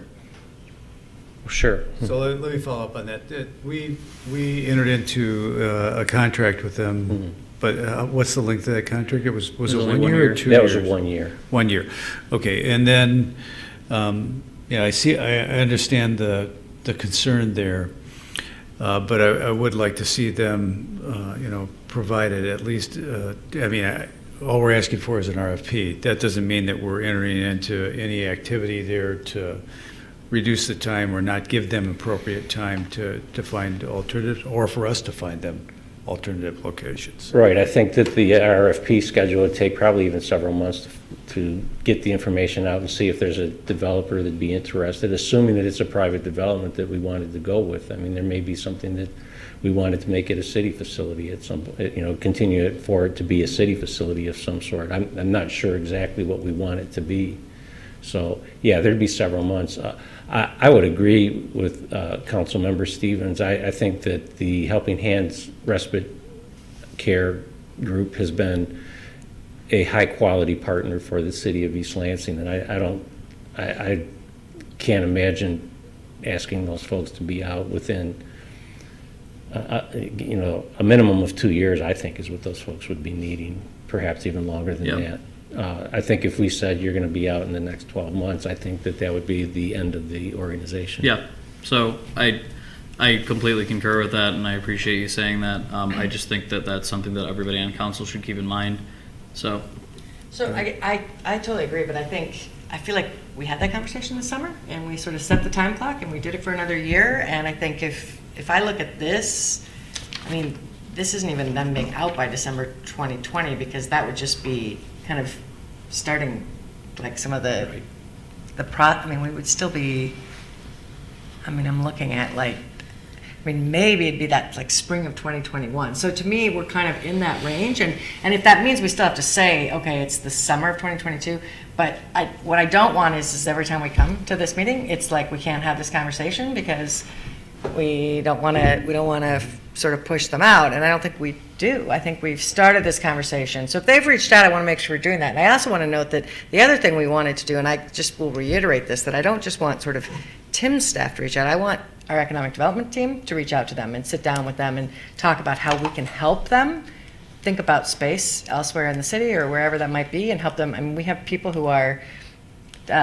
real estate, have that savvy, and I think we should be providing that assistance. So I just want to be proactive in that, and I think having a timeline keeps us on that track. So I agree entirely, and I am not in any way suggesting that, we can't have this conversation. I think we should have this conversation.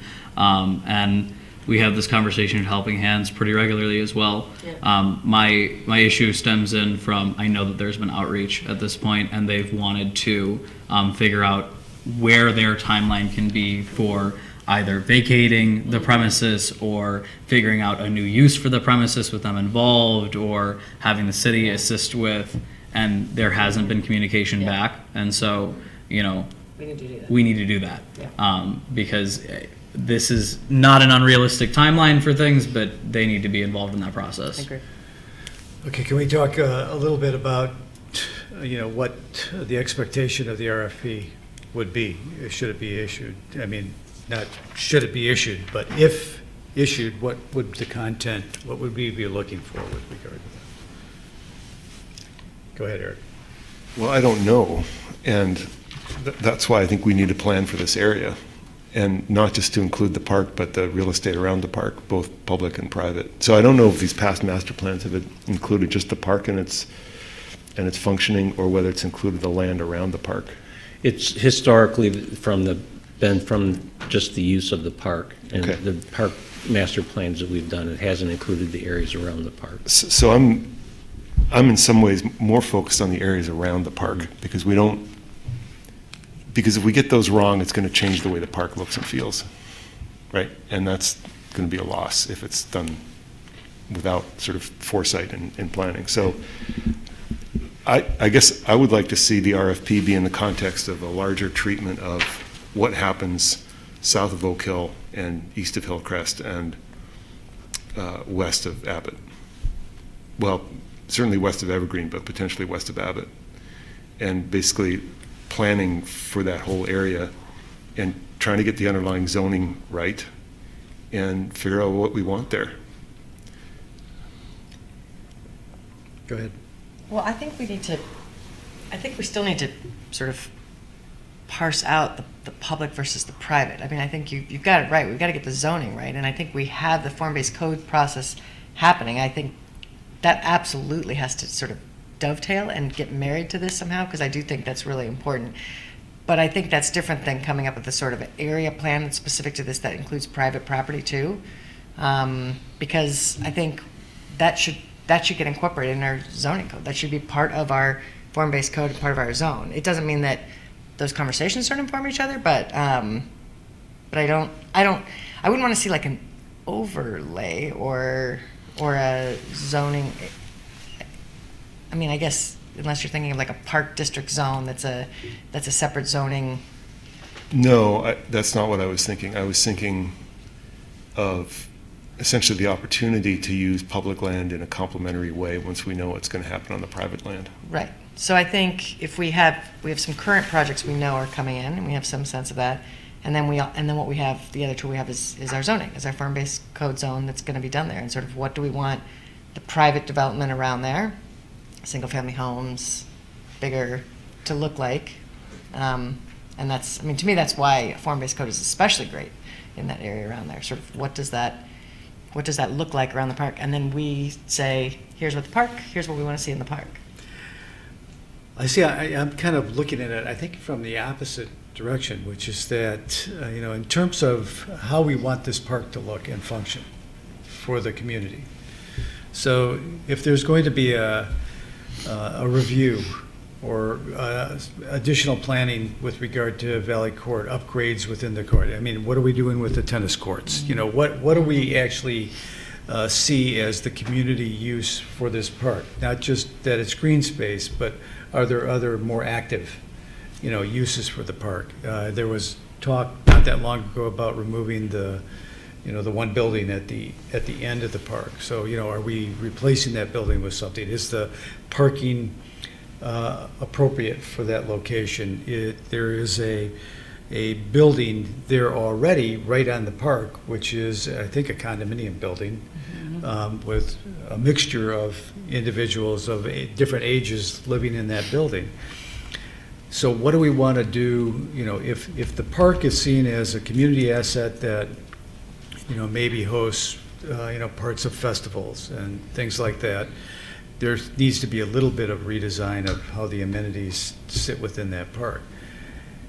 And that should inform, our planned usage of the park should inform the zoning that would be adjacent to the park, because we want it to be complementary.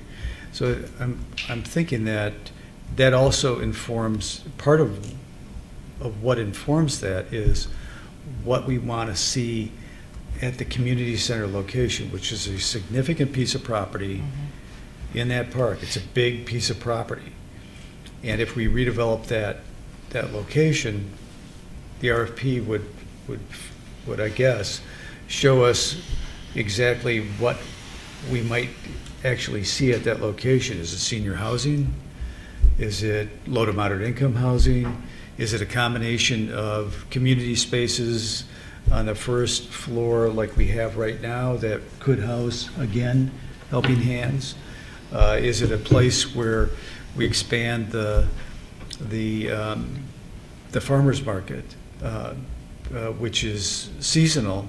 Or do we bring in, something like the East Lansing Food Co-op and put them on that first floor? Do we, what kind of housing would we have above it? How big would it be? And that should inform, the decisions on that should tell us exactly what we want to see surrounding that park as well.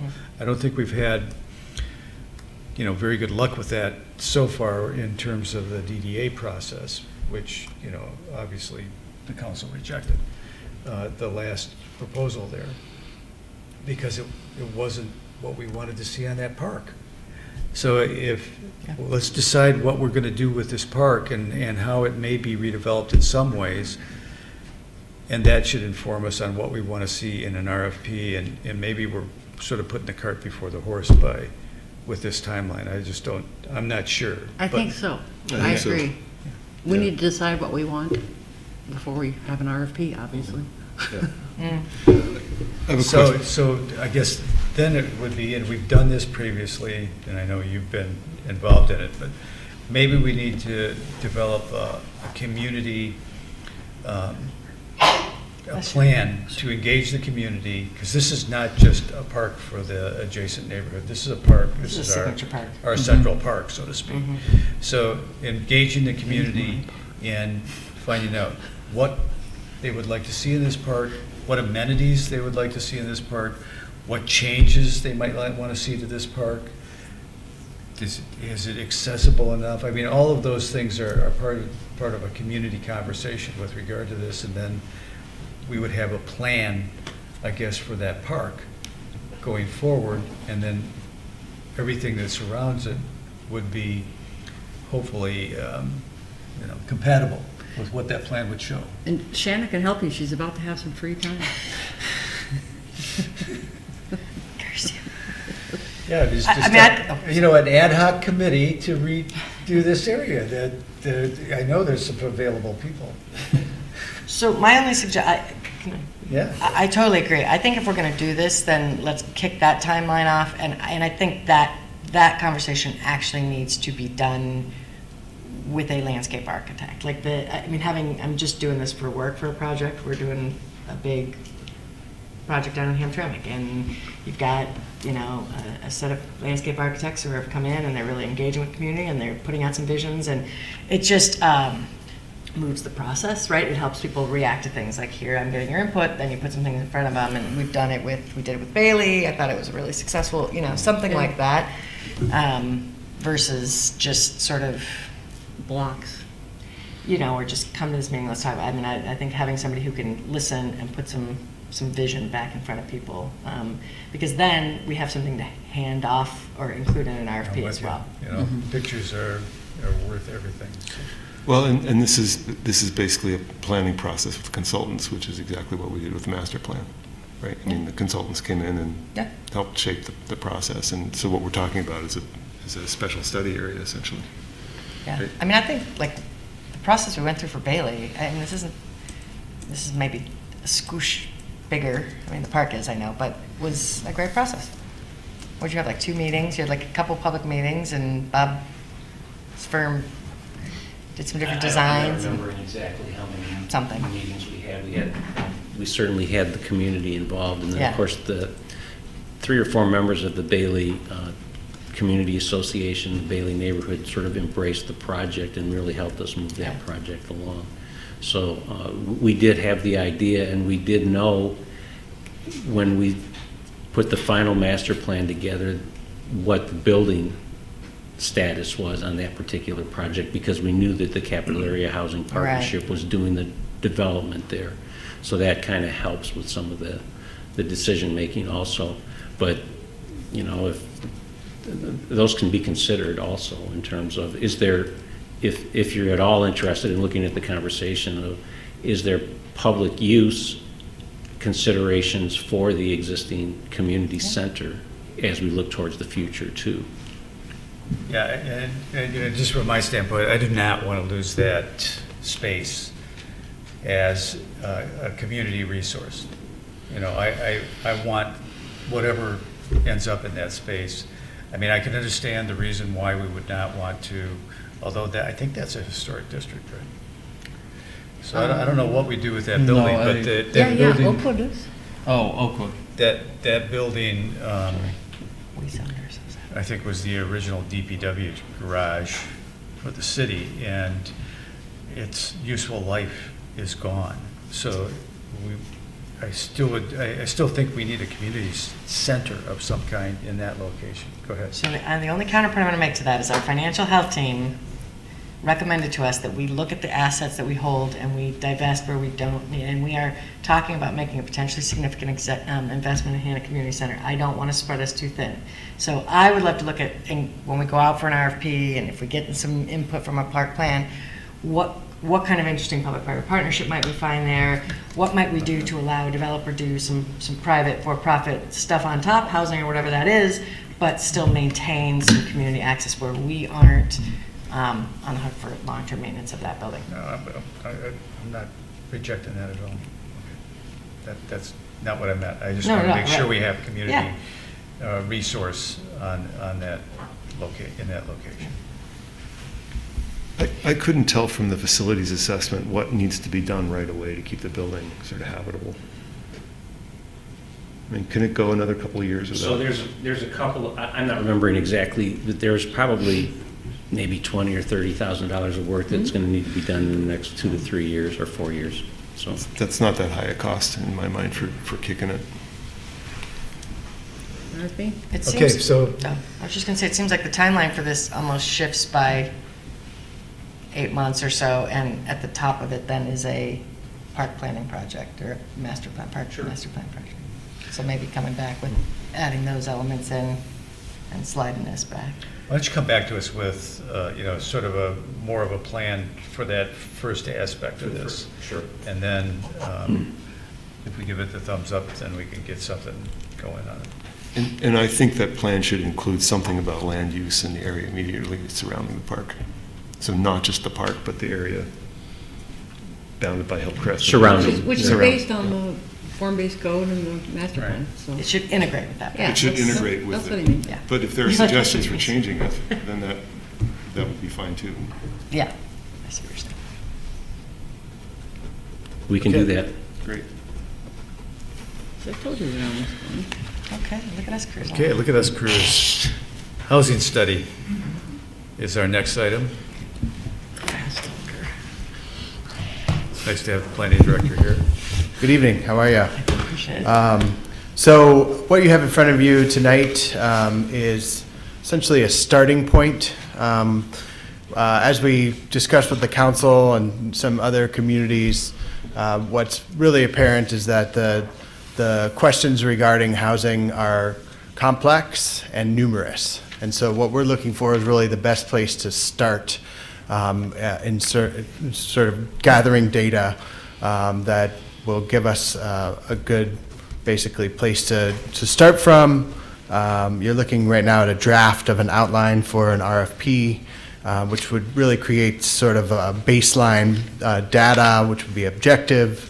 Would be the first, I think, of potentially several phases of a study.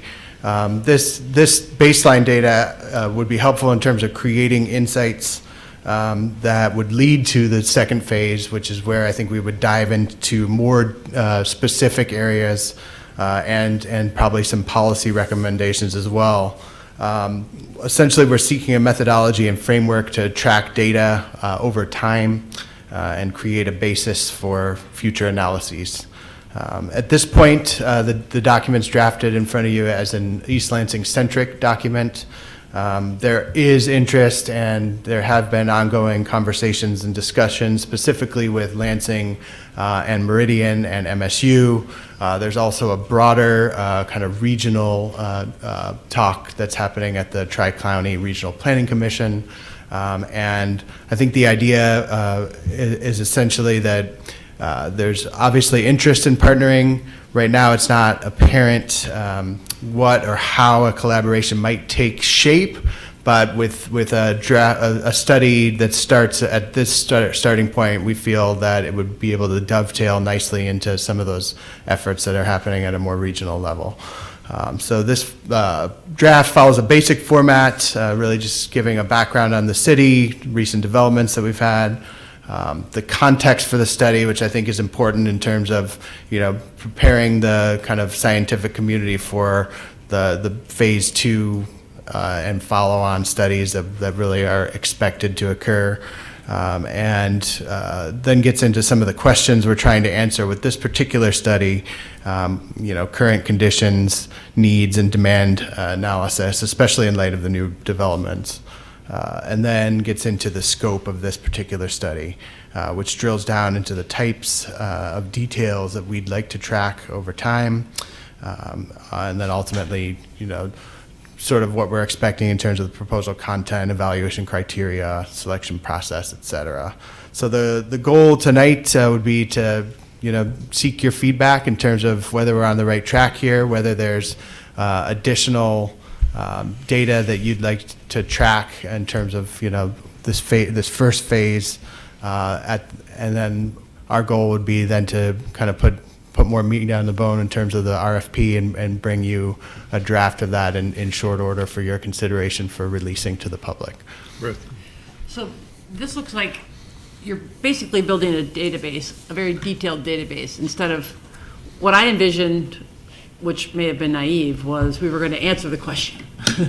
Should we build more student housing? That would be the first question that I want to have, because we might be asked that question next week. Sure. So my question to you is, will we be able to answer that question with phase 1 data? And by that I mean we'd have to look at the housing available on campus, the housing available downtown, the housing available just east of campus, the new housing coming in just west of campus. So would you have enough information after phase 1 to answer that question? I think we'd be on our way to answering that question. Okay. We'd certainly know, where the occupancy is. We'd certainly know things such as what type of demand remains in the marketplace. If there's additional demand, then the market supply can bear, et cetera. But I don't think we'd have a absolutely definitive answer on that. And I think that's where, the conversation with neighboring communities also comes into play, For because sure, it's a regional, dynamic situation. So I think we'd be on our way, and that's kind of where I was getting to in terms of, this kind of setting the stage for, diving deeper into some of those specific questions in future kind of analysis. Well, sorry, I'm not quite finished. So if you're asking for my input, I want that to be at the front of the plan. Mm-hmm. So we need to do that dive as quickly as possible, because I don't want to be part of overbuilding and end up with vacancies right down here. That would be a huge area that we can't fix. So I don't think we have a year to figure that out. I don't know what you guys think. Just as a plug, for me, especially because Lansing is investing a significant amount of money right down the road from us.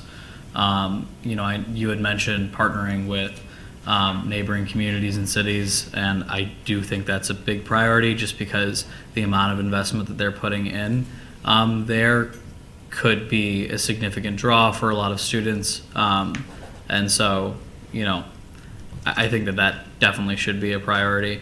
As well, I am a big fan of making sure that when you talk about regional economic development goals that, you had mentioned low to moderate income. I think that housing affordability within the city of East Lansing is a huge issue. I think that we're building a lot here right now, and those, rent price points are not necessarily where, a lot of people can reach. So I do like to see that in there because it's one of the few controls that we do have as a local community over rent. And I definitely want to see that as a priority for affordable housing. So, thank you. I'll echo what Ruth said. I think, as quickly as we can kind of jump into this, I think we should, particularly on the rental stuff.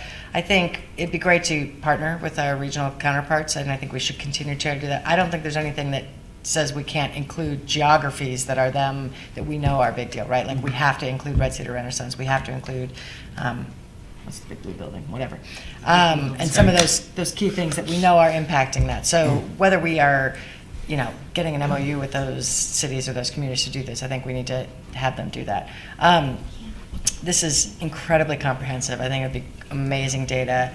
Given that we have a policy where we're trying to encourage or require, either 55 plus or low income. We've talked a lot about condos. It doesn't specifically talk about that in the owner, but I assume they'll break that down on type. Certainly. The other piece of data that I think would be interesting is green buildings.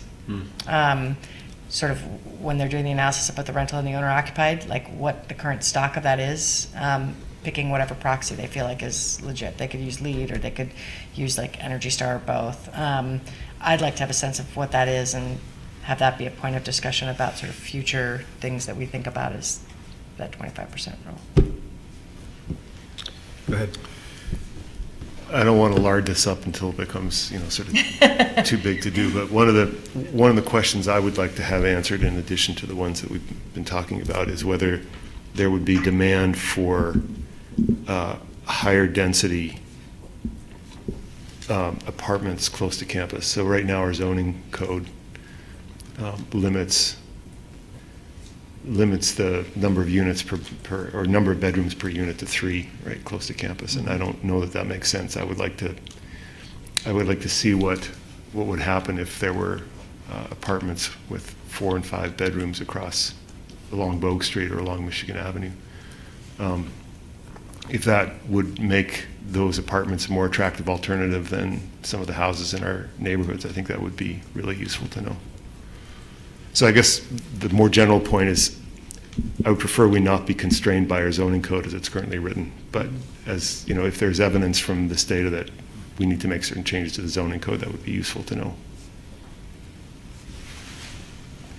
Go ahead. Can I just note, so much of the study is not really projection based like that. This is more, so you might want to think about, like, they could break some things out that might be interesting proxies for a discussion on that, like how quickly are the 3-bedroom units renting versus, you know what I mean? Like, there are things that might help answer that question that are different than them trying to project some of this is a market study and it'll be in there, but. Well, I was thinking about the parts that are market study, yeah. Okay, well, here's what I was looking for. And, I'm not sure that I get it from this, but I really want to know where they came from. So, with regard to all of these bedrooms that have been built in the downtown area, not just with regard to the Landmark or the Hub, but also to all of the bedrooms that were built on Hagedorn, I really just need to get a feel for what the impact of this is. Is it only emptying the northern tier? Is it only coming from, say, Meridian Township further out? I mean, are we just simply moving a part of the population that's pretty finite closer and closer to campus, and then creating issues for us in terms of housing or existing housing or vacancies in housing in other areas, which I don't have a problem with it being East Lansing centric. I'm really, those are the decisions we have to make. But I'm really looking for some information that I'd even like to know why. Why someone chooses to pay $1,250 for a studio apartment adjacent to campus where they might have been in an apartment where they were paying $850. I don't know whether we can get that type of information, but there's a set of documents that I know Annette is familiar with in the City Council office that identifies where students are living within the community and what type of housing they're in, and even some ethnic analysis that was done, I think, by MSU in 2012, was it, or 2013, or something like that. And so that is information that is very useful, actually. So I don't know if this will lead to that type of information. That's pretty deep dive, actually. But I would like to know whether we're just moving a population within our community, or we're moving a population from a surrounding community, because I think it's like deer, frankly, which is that if we are emptying single-family homes in some of the neighborhoods, are they filling up with people who are coming into the community who are then filling those spaces? Because I think that's part of the decision. We have to know that information to make the type of decisions that are good for the community.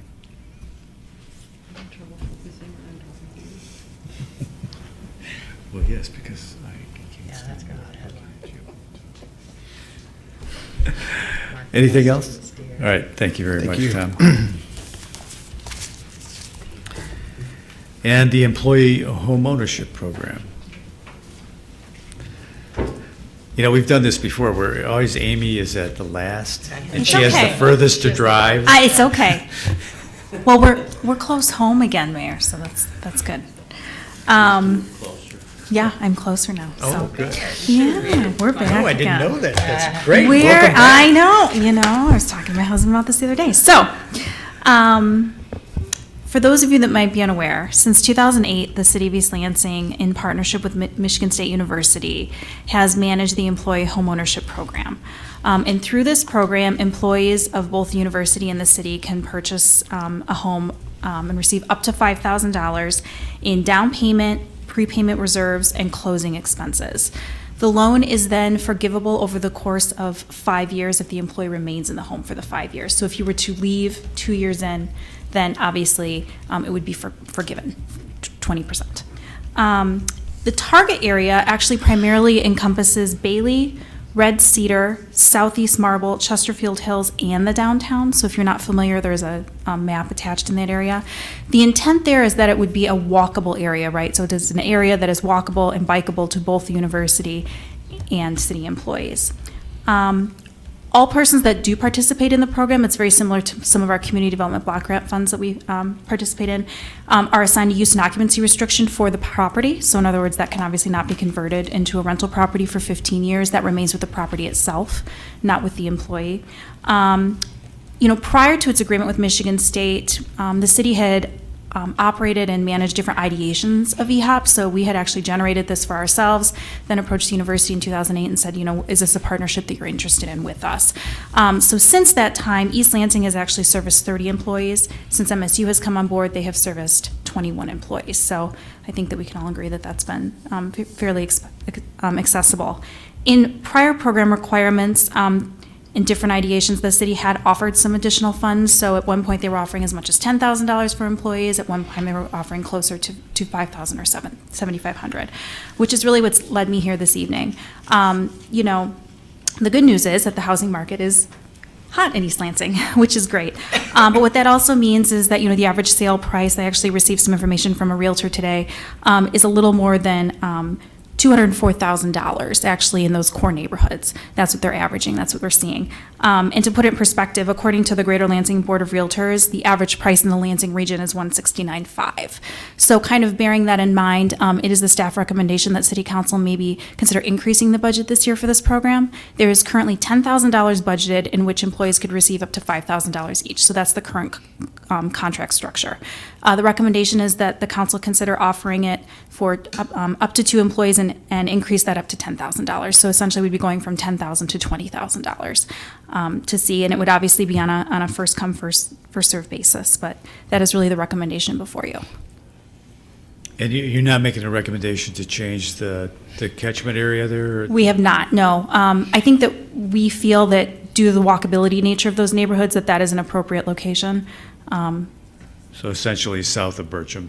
Correct. If you ran it all the way across? Okay. Correct. Yep. Okay, any questions of Amy on that? I'll just mention that I think that it's time to increase the value of this, and I think that will, and actually, I think at some point we should have a discussion about whether 2 is enough, that maybe we need to fund this at like 50,000, so that we at least have 5 out there that we can do it. And there are other homeownership programs that we operate, and we ought to take a look at those as well. Sure, yep. And for this particular program, for the other homeownership programs, that Capital Area Housing Partnership, and then, I help to administer, you have to be income qualified. For this particular program, you do not need to be income qualified. So that's the main difference between our housing programs. So. All right. Thank you very much. Thank you. It is now time for communication from council members. Councilmember Stevens, now back from being incarcerated by the Soviets. What's going on? So I've got a few things, and I'm going to just kind of touch on this briefly because there's a lot about my trip that I do want to share and bring back here. And hopefully I'm actually working with the Department of Political Science at MSU to do a talk on it. The situation in Artsakh, Azerbaijan, that controlled territory, is very unique in a number of different ways. And being there was extremely humbling, and I found myself asking, why and what the heck am I doing here? Several times just because of the gravity of the situation. But I hope I represented myself well, and I hope I represented our state and our country well as well. So the situation in Artsakh is fairly complex. It's been going on for a number of years, and that region is supposedly, Azerbaijan claims that it is part of their country.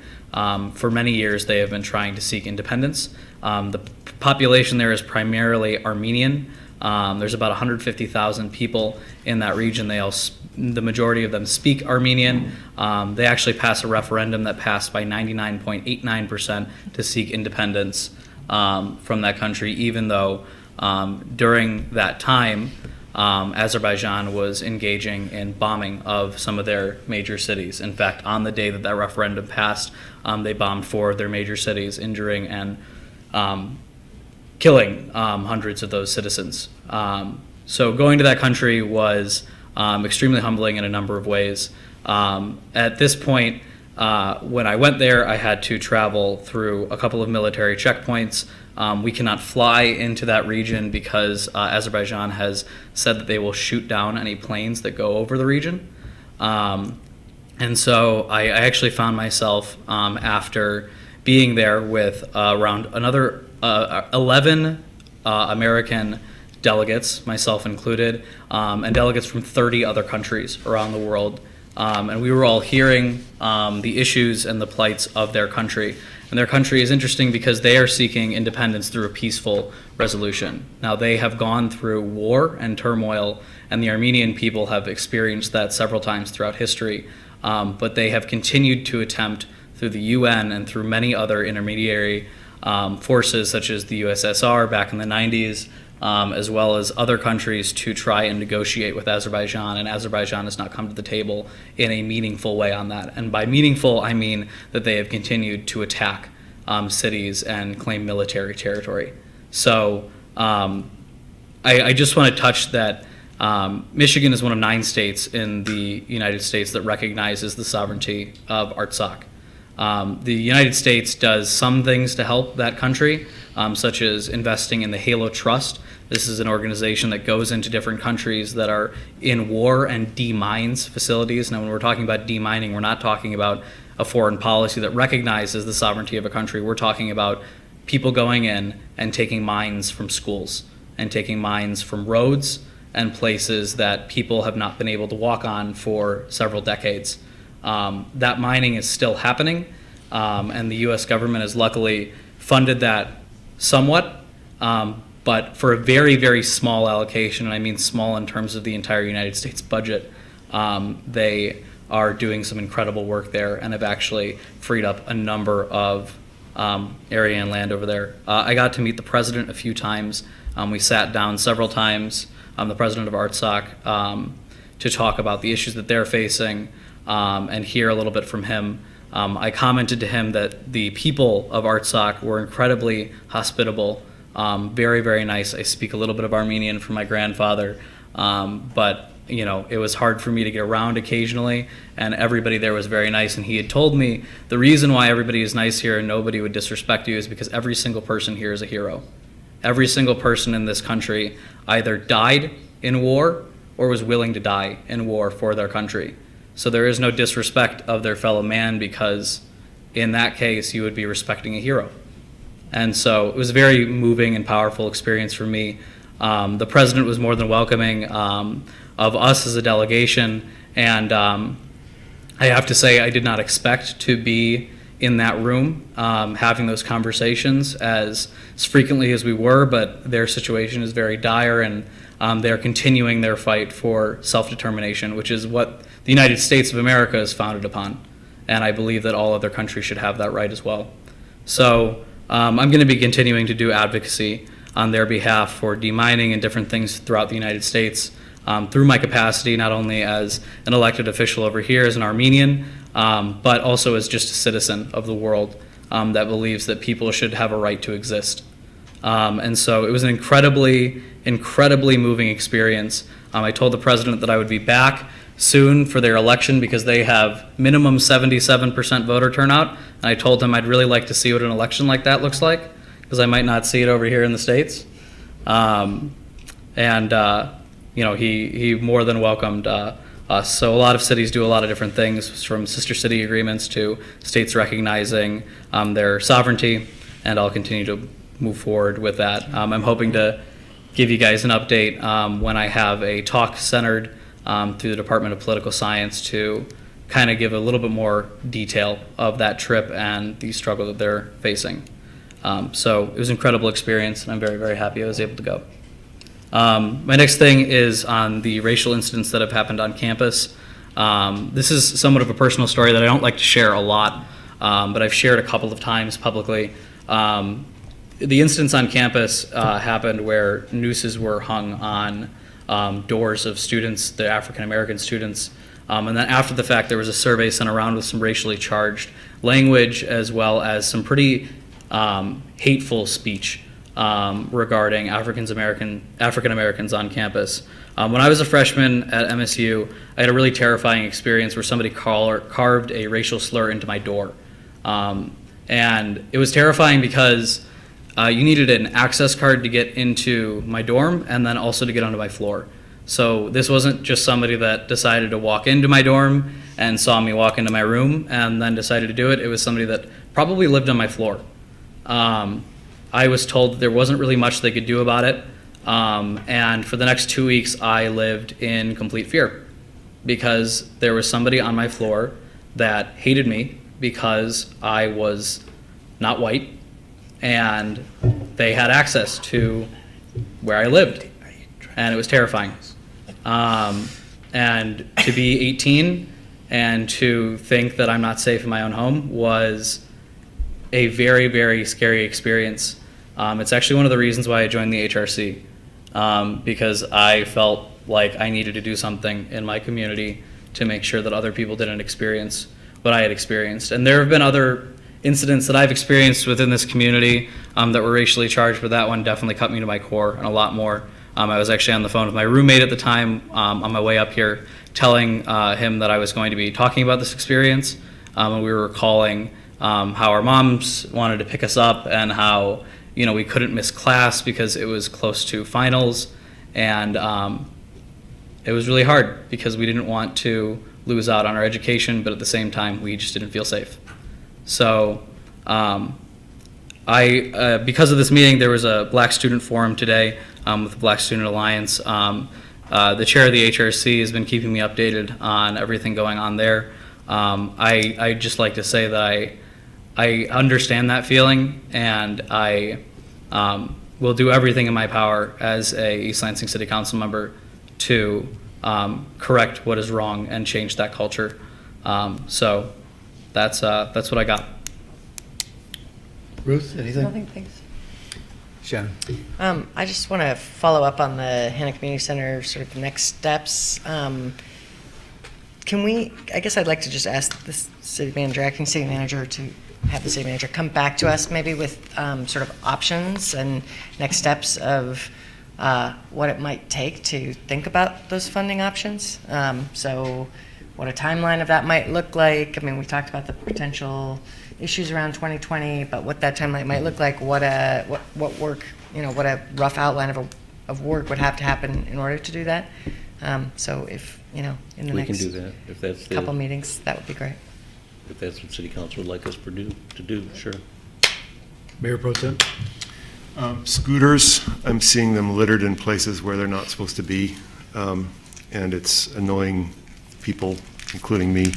The police desk is keeping a record of scooter complaints, which we will use to potentially inform changes to the ordinance or decisions about whether to relicense the companies that are here. So if you see scooters parked in places where they're obstructing traffic, 351-4220, option 1, 24/7. And then please pick them up and move them.